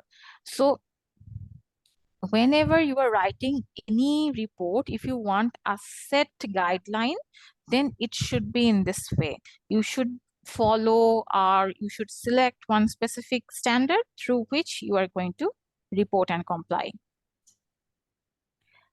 This is the one for energy. As we can see, energy contains 5 disclosures, and within that disclosure, there are multiple requirements that you need to comply with if you're following GRI. Then for training and education as well, you see there are three disclosure: average hours of training, then program that actually enhanced employee skill and transition, then percentage of employees receiving regular performance and career development review. There can be multiple one. I must also mention, it might seem like it is very difficult and we need to provide any information. It's not like that. Even in one topic, if you can touch one disclosure, that is all right. That means only for training and education, if you want to share what is the total amount of training, what a type of training provided, and average hour per employee, that is also enough. You do not need to comply with disclosure 4042 or 4043 if you do not have the information. However, the more you can share, the better it is. For example, over here, we are seeing the average hours of training per year per employee. And over here, the requirements are only 2. That is, we need to share what was the average hour of training by gender and by employee category. So we have talked about material topic. We have talked about the ESG goals and targets, and also we have seen some examples. But the main part of reporting is the main part of data collection reporting is data collection, right? So what we are going to do, we will start discussing on how to collect the data and from where data should be taken, how we can take that, and the full annual cycle for data collection for reporting, maybe after 5 minutes. On that note, we can take a break, 5 minutes break, then we can again focus on it, because this is the most crucial part of topic 2 for today, and we need everyone's attention over here.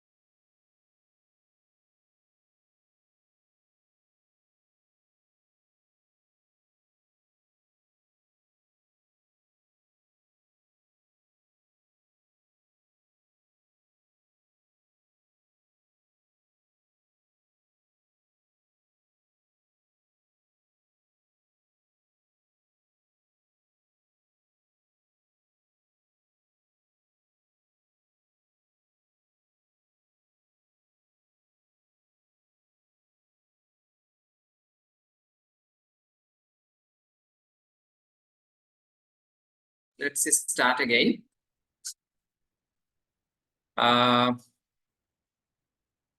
We were at data collection for reporting. So we are here. So an annual cycle is kind of, how to say, broad annual cycle. Definitely there could be more steps and segments. So we have learned about materiality assessment, then identifying materiality topics, we all know, and then the thing starts accumulating data. Accumulating data from different platforms like SLCP, Betterworks Star Portal, or Higgs, EDC, and definitely internally we have human resources, finance, and of course our admin department, procurement department, production department. So everywhere we have data, and then through those data platforms, after accumulating the data, we definitely will match data requirements with GRI standards or any other standard, as Ms. Nishat was mentioning. So TCFD, SASB, so many other standards. So these are the standards whichever a company is thinking of issuing report following those standards. So that data match need to be done. And then disclosure. So disclosure is a thing we have learned. Disclosure is definitely saying our company information publicly. Publishing about companies' practice, companies' business information in public domain. So we have to take care. And it is a voluntary initiative. And in some cases for European companies, it is no more voluntary, but companies in our part of the world, still, they can actually, and they should take care that how much they will share at the beginning, because something may bite back and something may backfire.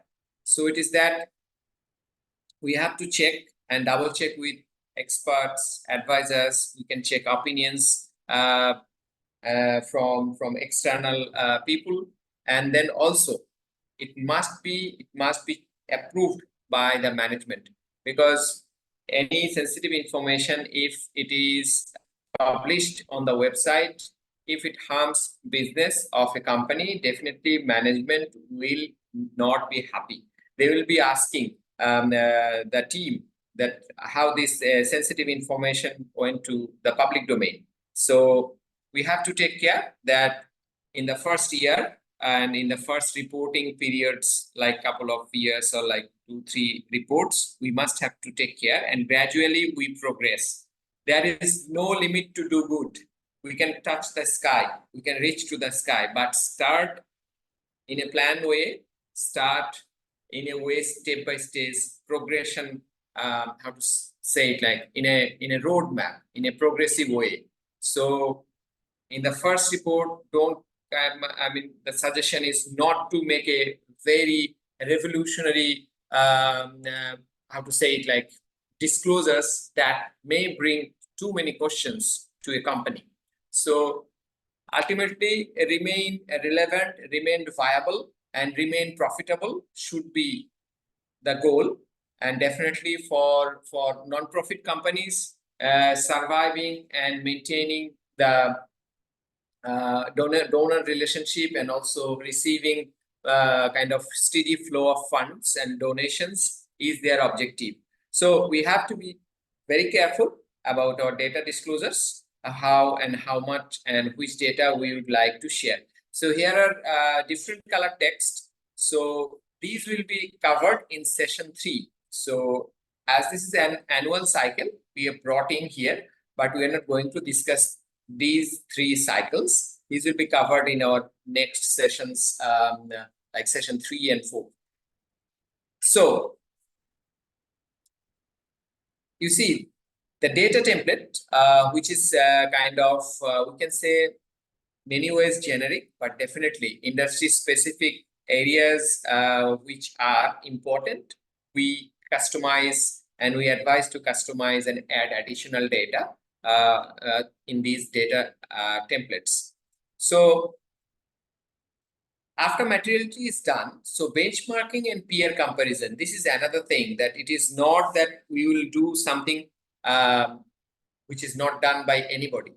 So it could be in a way that we follow the industry standard, industry benchmark, and we compare our activities, and we try to remain in context, and we try to remain relevant, to be very specific, and not becoming irrelevant, not jumping too much, or not going too slow.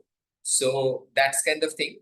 Then emerging trends and issues. Definitely there are emerging trends and issues, because this human rights issue in terms of cotton supply chain, in terms of China's Xinjiang region, it was not even talked before 2019. It was there since maybe 40, 50 years. There are problems, there are so many things, but during COVID or at the beginning of COVID, it became like a very, very important issue or emerging issue. It's not a trend, because trend is a positive way, or in a way that's a different thing, but it became an issue, big issue in the supply chain. So we have to look for that, and we have to report that. And basically this, as I brought this example of cotton, so the brands in USA, we have also seen that in the first session, that in USA there is a law that the cotton from Xinjiang region cannot be used for any product which will be sold in the USA. So it's a kind of legal requirement. It's a ban. But in the European Union, it is not said as such straightforward. So definitely there are requirements, there are due diligence requirements, and that includes human rights, due diligence, so many things in detail. But directly, name of any region or any country, it's not mentioned. So different countries, different regions try to address those things in a different way. And then stakeholder expectations, definitely. Stakeholders, we have found many, there are many stakeholders we have seen in the first lecture and also today. So it could be customers, consumers, shareholders, and definitely we have seen a lot of driving force like NGO activists and kind of, how to say, pressure group.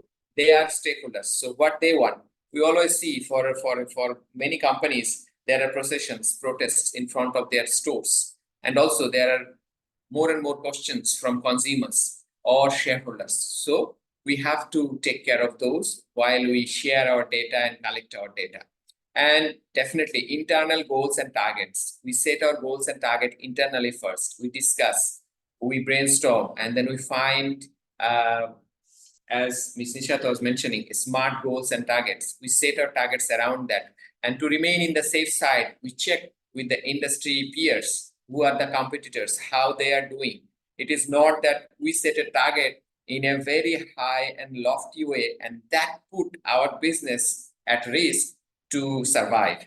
So it's that we also check with industry benchmark, best practices, and we also check with our competitors, our peers. And regulatory requirements, as I have mentioned, regulatory requirements is zero tolerance. So sustainability reporting, it's still voluntary in our part of the world, and transparency still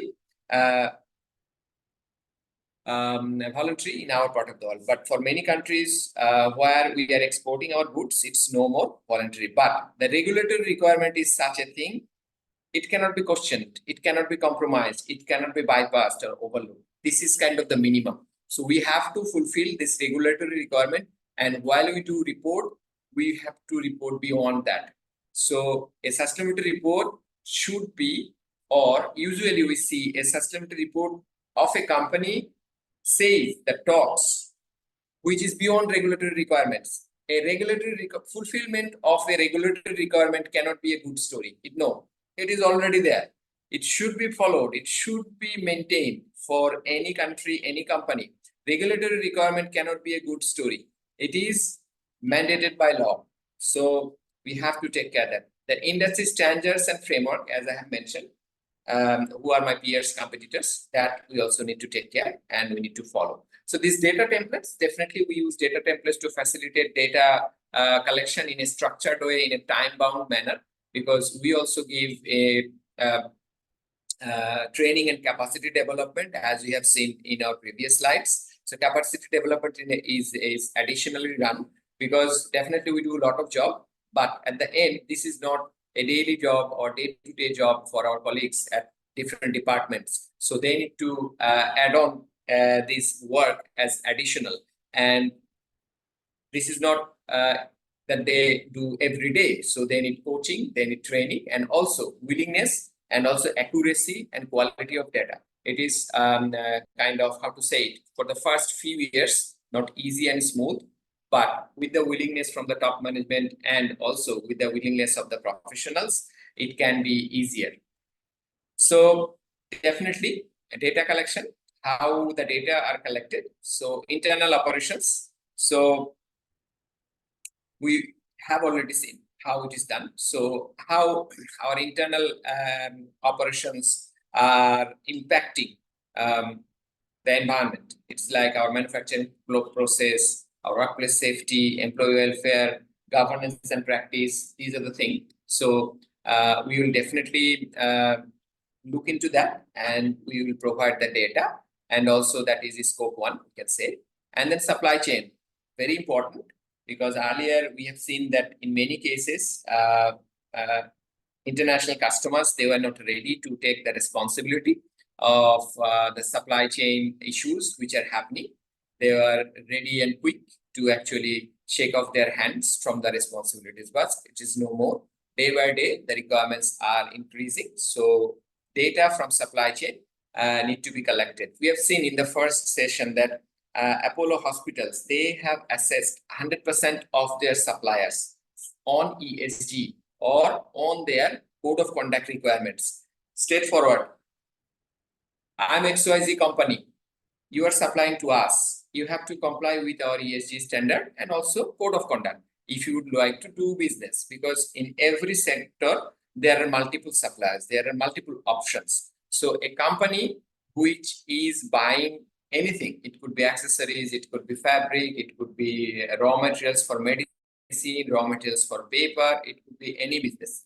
So they have the kind of leverage or influence to ask to their suppliers that if you would like to do business, you have to comply with your code of conduct and ESG standards. That can be easily achieved. And the data from suppliers also can be collected, and basically, we are also doing similar type of job for different buying agencies that they have multiple suppliers. So, of course, community engagement. So it is a thing not always actually seen that happening, but we suggest it that community engagement is a thing we should do, or a company should do. Definitely for-profit companies can also do CSR thing. They can open up school, they can provide free medical facilities, or free Friday clinic, or free medicine disbursement, and so many things they can do. So these are the things that we like to, or a report like to actually get in terms of data. So we'll do, or we'll see some activities, and we'd like to give you this like as a small assignment for your next session. So I'd like to hand it over to Ms. Nisha. She'll guide you how to actually do that. Okay. Thank you, sir. So there are 3 activities actually which you will see, and we would like you to take screenshot of it so that you can do it later on. These assignments are for creating indicators for data collection. That means, see, in the previous slide, we have seen that we need to collect information from our internal operation, we need to collect it from our supply chain, or we should also connect with the communities to collect data, right? So over here, what you will do, you will choose the indicator. We are going to show some examples as well so that it becomes easier for you. However, just to show what are the key points or what are the segments that should be kept in any data collection template. The first one is data indicator. Let's say when we are collecting data for sustainability reporting, it will be provided us through someone, and that person might not be as much as educated about ESG like we are. So in that case, they will need guidance. That guidance can be provided over here in description, that what data is needed and why it is needed, so that they can get the context.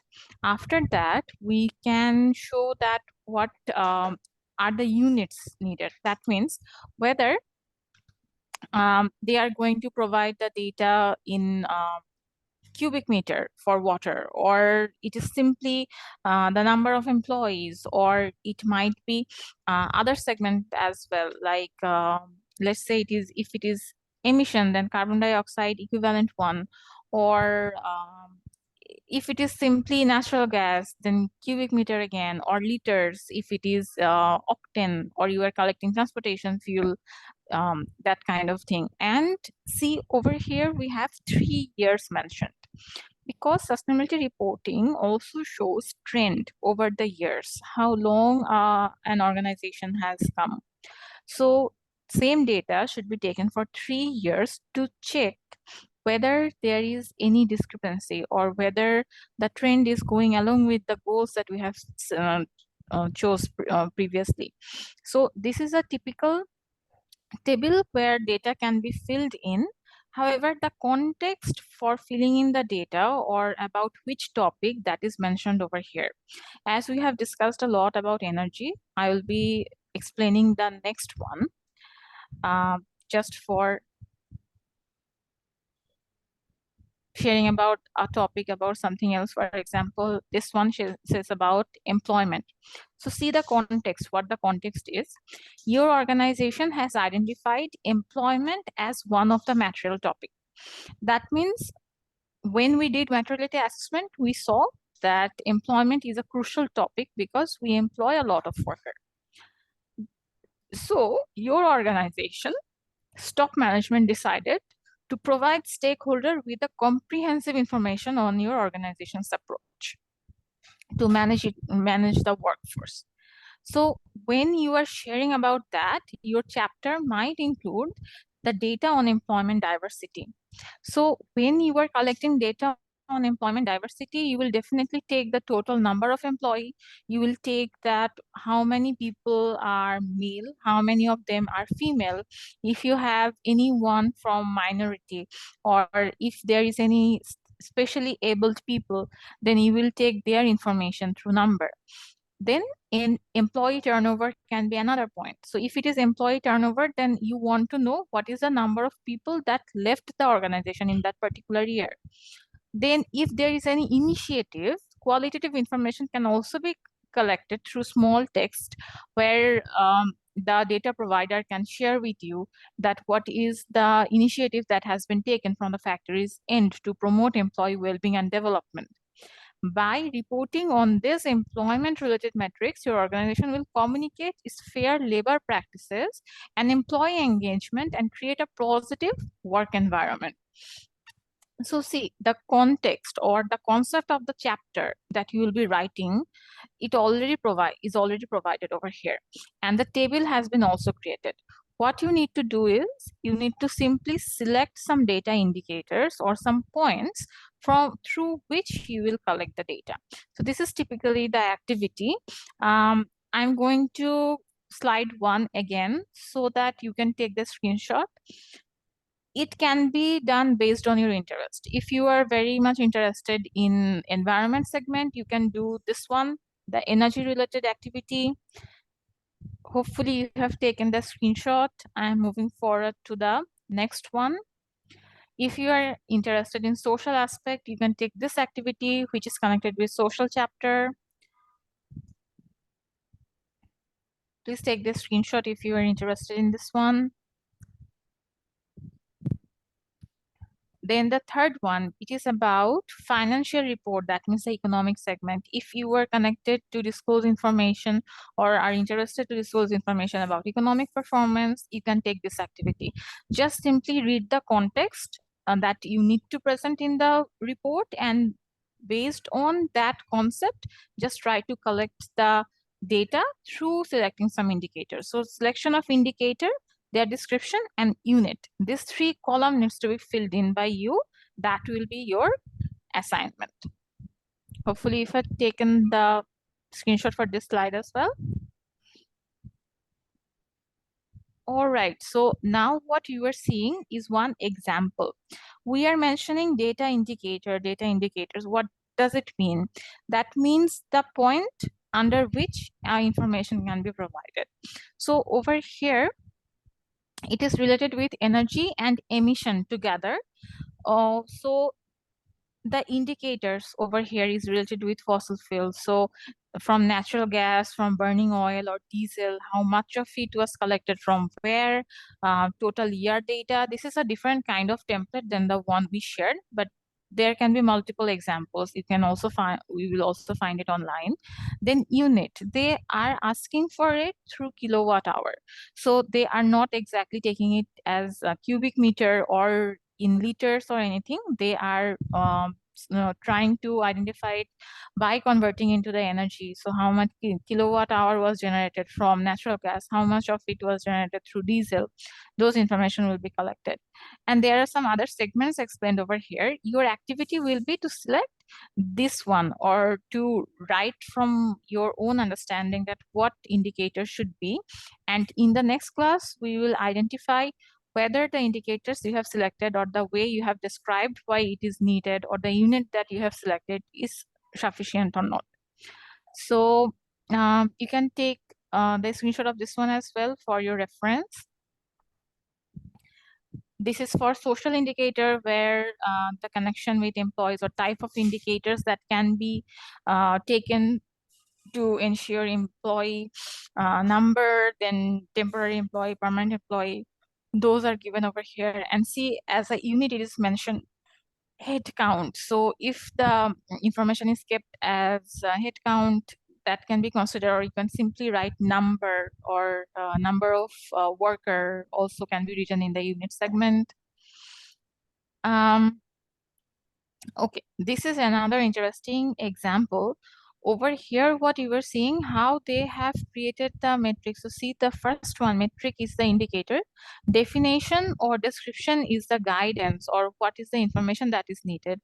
They have mentioned the unit as well, indicating the hash as number is needed.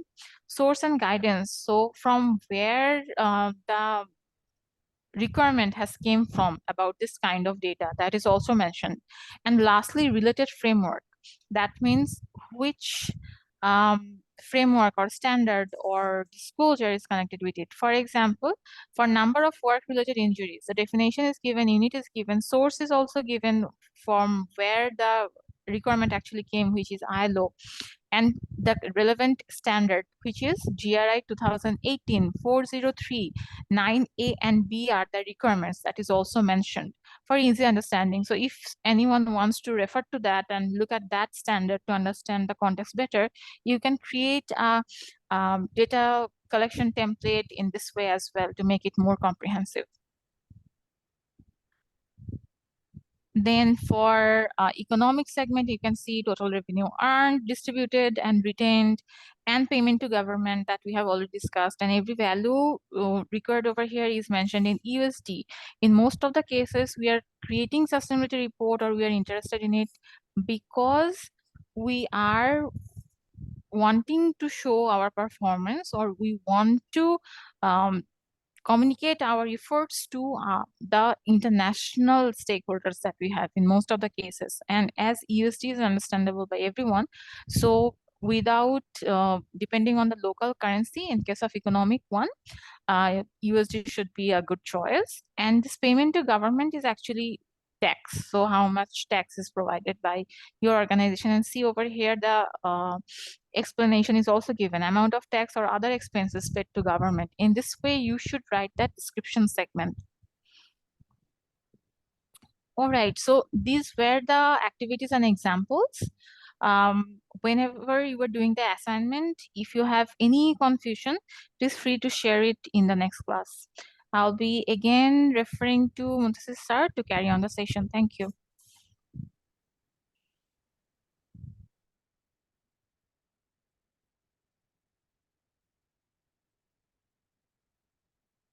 So thank you very much, Ms. Nisha.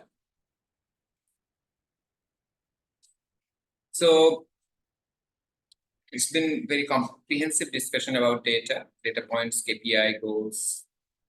So we'll now look into principles of effective report. So basically, these are two highlighted bullet points. Under that, there are some sub points. That accuracy. So it should be detail oriented. It should not be in a way that it is written, but it is a kind of a half information. As we have seen, a very smart goal example. So the disclosures and requirements, it is mentioned in the standard.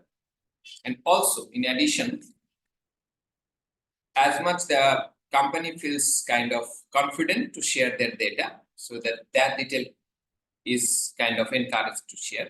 Then error disclosure, if there is any error or anything in the previous report, so that we can also share about it. And definitely it should be evidence-based.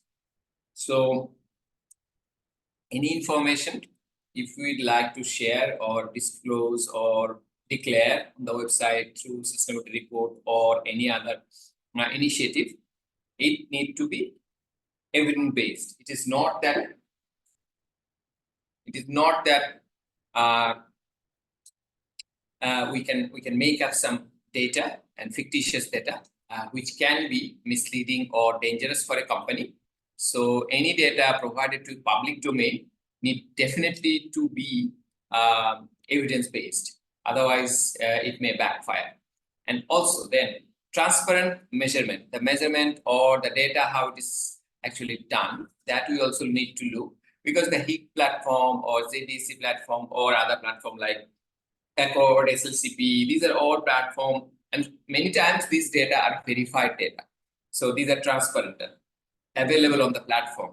So those are like more transparent data. Then balance, equitable emphasis. A company cannot be always kind of telling all good stories. So a company may have some areas where they have some negative impacts or like some, how to say it, like accidents or mishaps or like unintended, how to say it, like impact, negative impact on the society. So it need to be described in detail.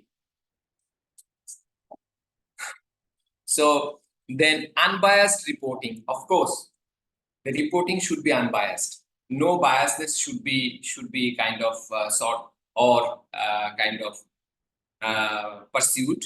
So it needs to be as objective as possible. So biasness consciously should be avoided. So fact versus interpretation.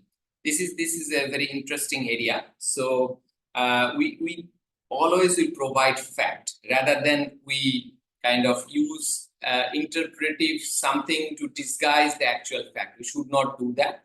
So make it simple, make it easy for all types of readers and audience. Yes, we can like look back and see that how the literatures in our kind of last century was there. So there was one novelist called Bankim Chandra Chattopadhyay. So his literature was so tough, so it got lost very quickly. But there is some other, how to say, novelists and poets like Rabindranath Tagore or Kazi Nazrul Islam in Bangla. So we see that their literature survived because majority of the people and how to say it, like audience, they could understand, they could read, they could comprehend. But literature or the writing which is tough, it doesn't actually reach to the common people or to the all stakeholders. Our aim is to reach to all stakeholders, all interested parties. It is not that we only cater to certain segment of our stakeholders. And also, if you would look into the SDG, all the 17 SDGs, these are written in such a way very easily so that everybody can understand. And SDG is such a thing where everyone's contribution is needed. Even if he is illiterate, even if he's a kind of, I have to say it like, very low level kind of grade earners, like a daily laborer or like a blacksmith or like a rickshaw puller, so that everyone, if explained easily, can impact on SDG. So sustainability reporting, it is that whoever can read should be able to understand that easily as possible. Apart from writing, the report also encourages some diagrams, some flow charts, infographics, so that the audience can get the message very quickly. Because not everyone has equal interest in the entire report, because as we actually also heard from our previous session and also today from Nishad, that basically a person from a social background or human rights background, he will instantly open the report and go to the social chapter. A person from finance background, he will instantly open the report, go to the economic chapter. And a person from environmental background, he'll instantly or she will instantly open the report and go to the environment chapter. And she'll look into the topics where her interest is kind of very much there. So it's like, it could be energy, or it could be biodiversity, it could be water, it could be kind of chemicals, based on his or her interest. So we have to take care of that.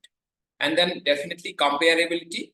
So as we have also seen, the time series analysis, like year by year progression. So we will also try to bring in that.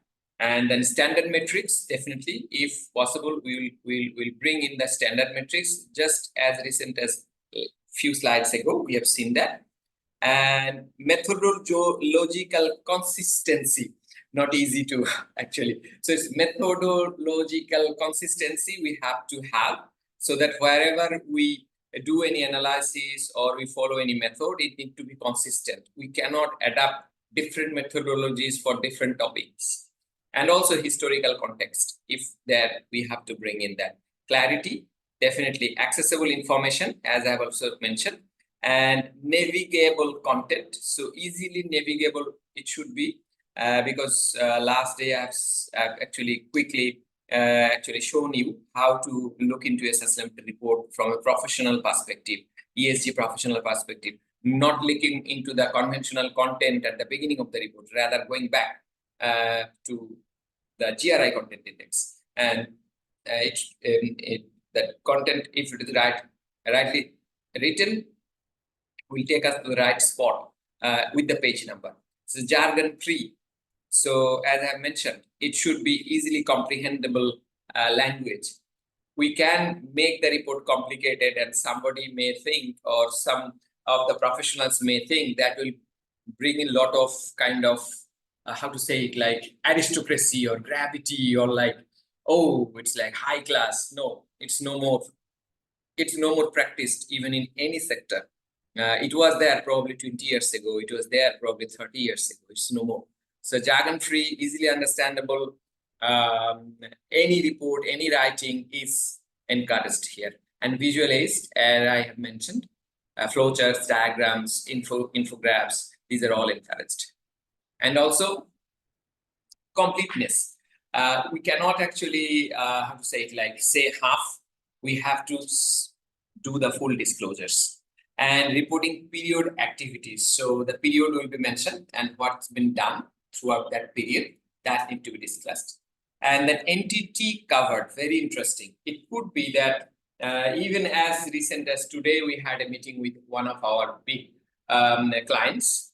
They have like, how to say, 50 suppliers.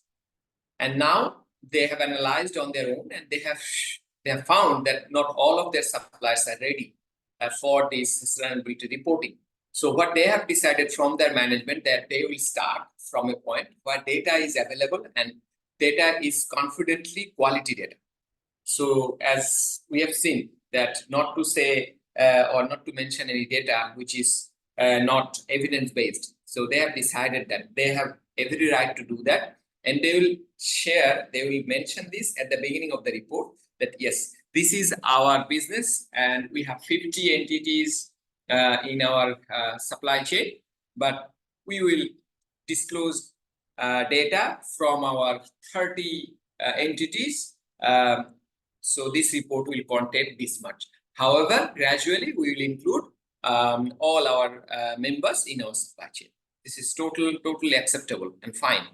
Transparency in omissions, this is very important. We have seen in this content index, if there is any omission that for a valid reason as per GRI that we cannot disclose that data.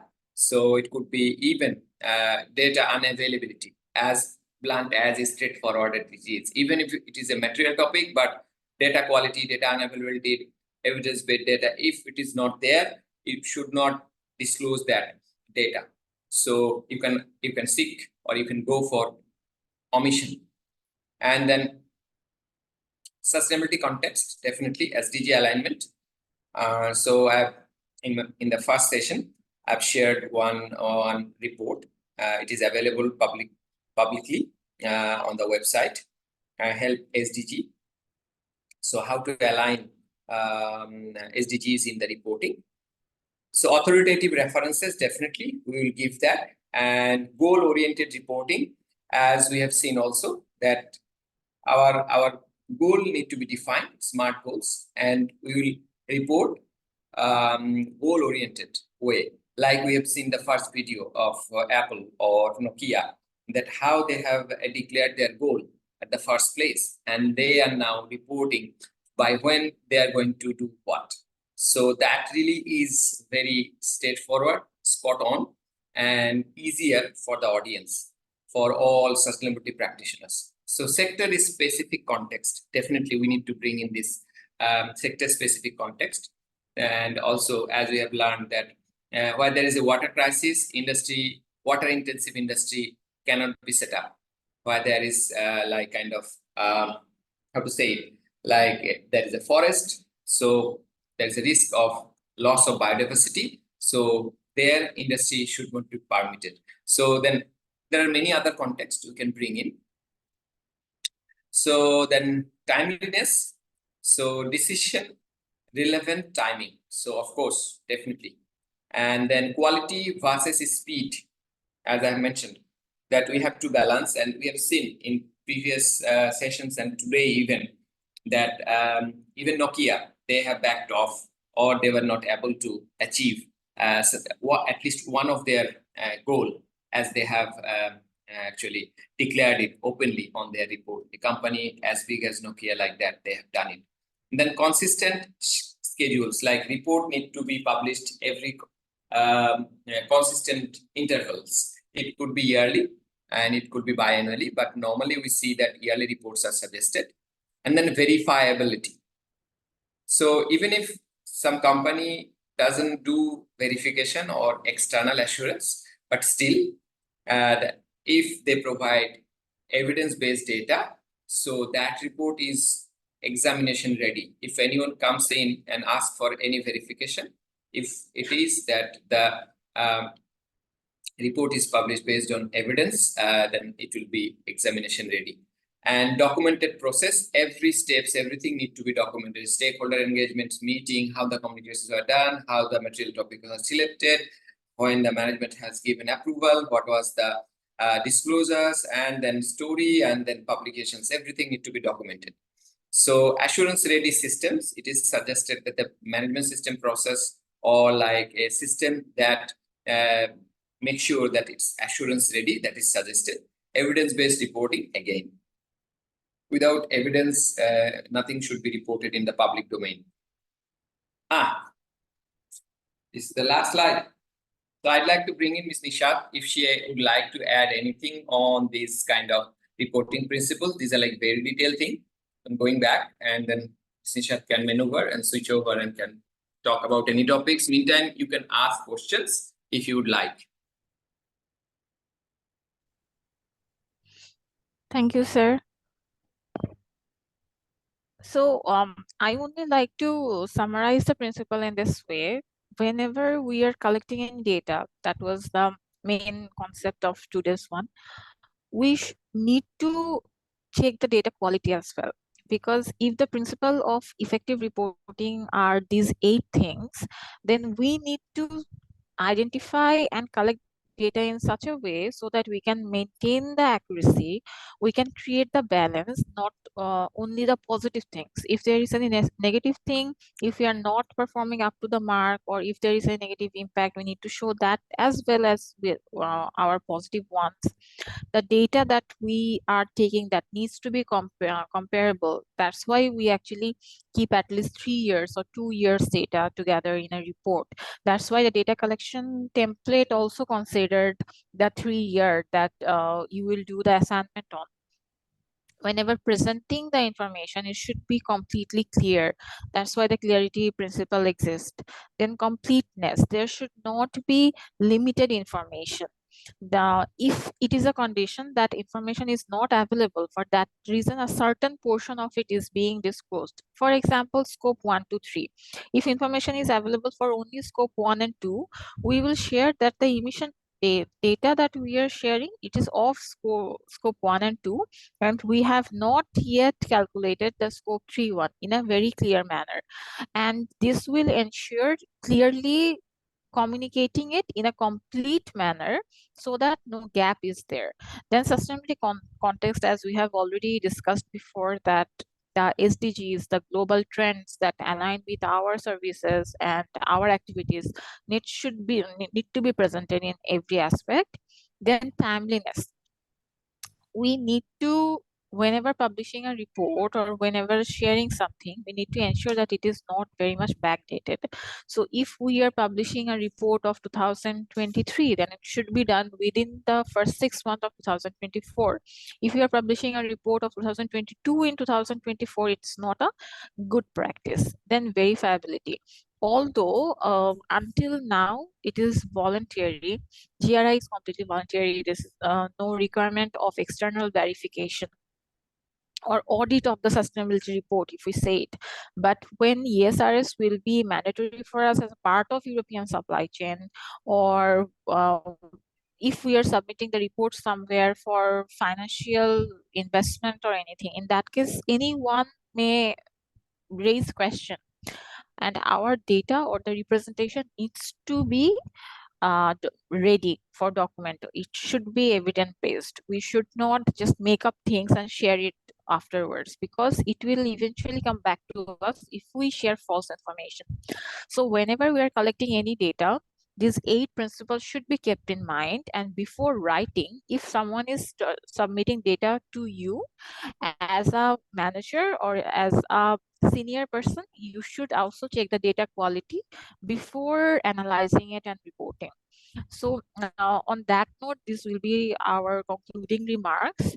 But now the floor will be open for any kind of question for, let's say, 10 minutes, because it's already 9:32. If there is any question you would like to answer them, and after the question answer session, we will close to this lecture. So thank you everyone for your patience and actively listening to us. Thank you.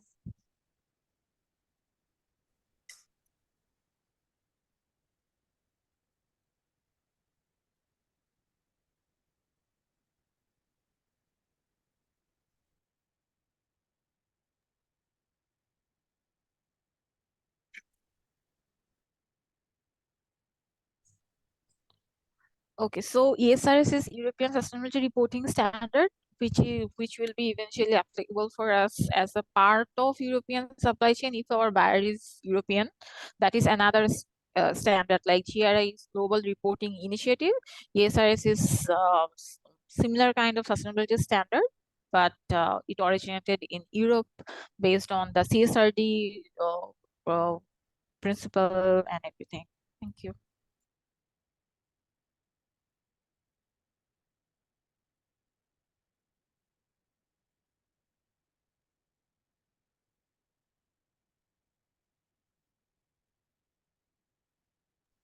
All right, there is another question. Can we have a blank format of sustainability report?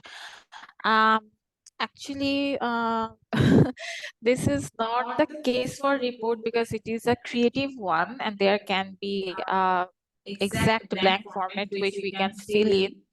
We need to plan it ahead in our mind and write that story. However, sir wants to share something. So yeah, just like to add that no, brother or sister, whoever you have asked the question. So there is nothing as such.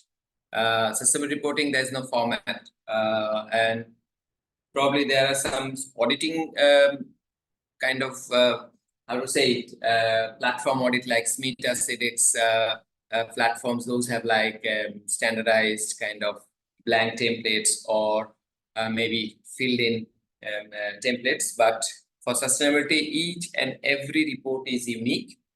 Industries are different.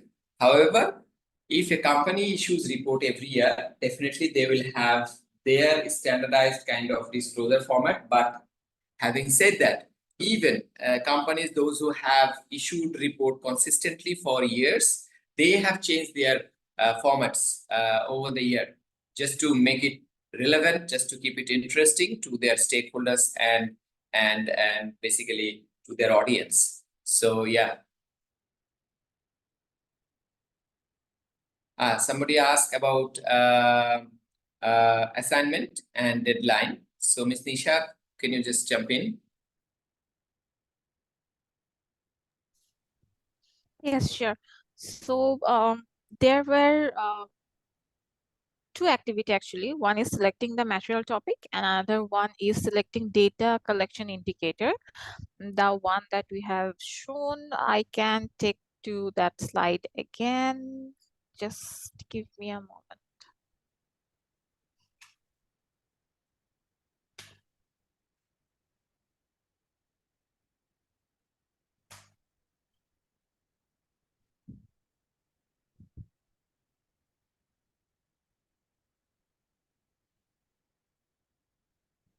All right, so this is one activity where you need to choose the data collection indicator for reporting. And another one is the selection of material topic. The deadline is actually before next topic. That means on 16th or 17th probably. Before our next class, this assignment should be done in the background so that you can discuss about it during topic 3 session.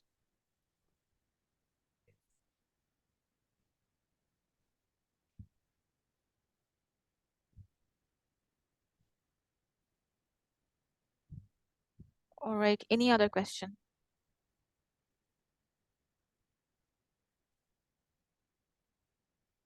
So this is another activity. You can take the screenshot of this one as well.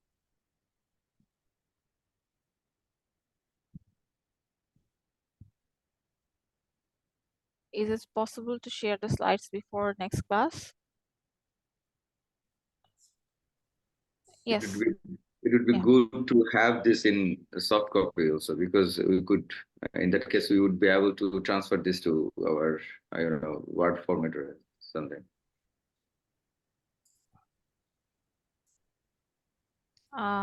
Okay. Thank you. And Okay. and thank you for both of you for very exhaustive and long presentation and discussion. It's really a difficult and long process. Thank you so much. Thank you very much. Hopefully it was informative for you. Yeah, a lot of information. We'll try to track from the slides. Thank you.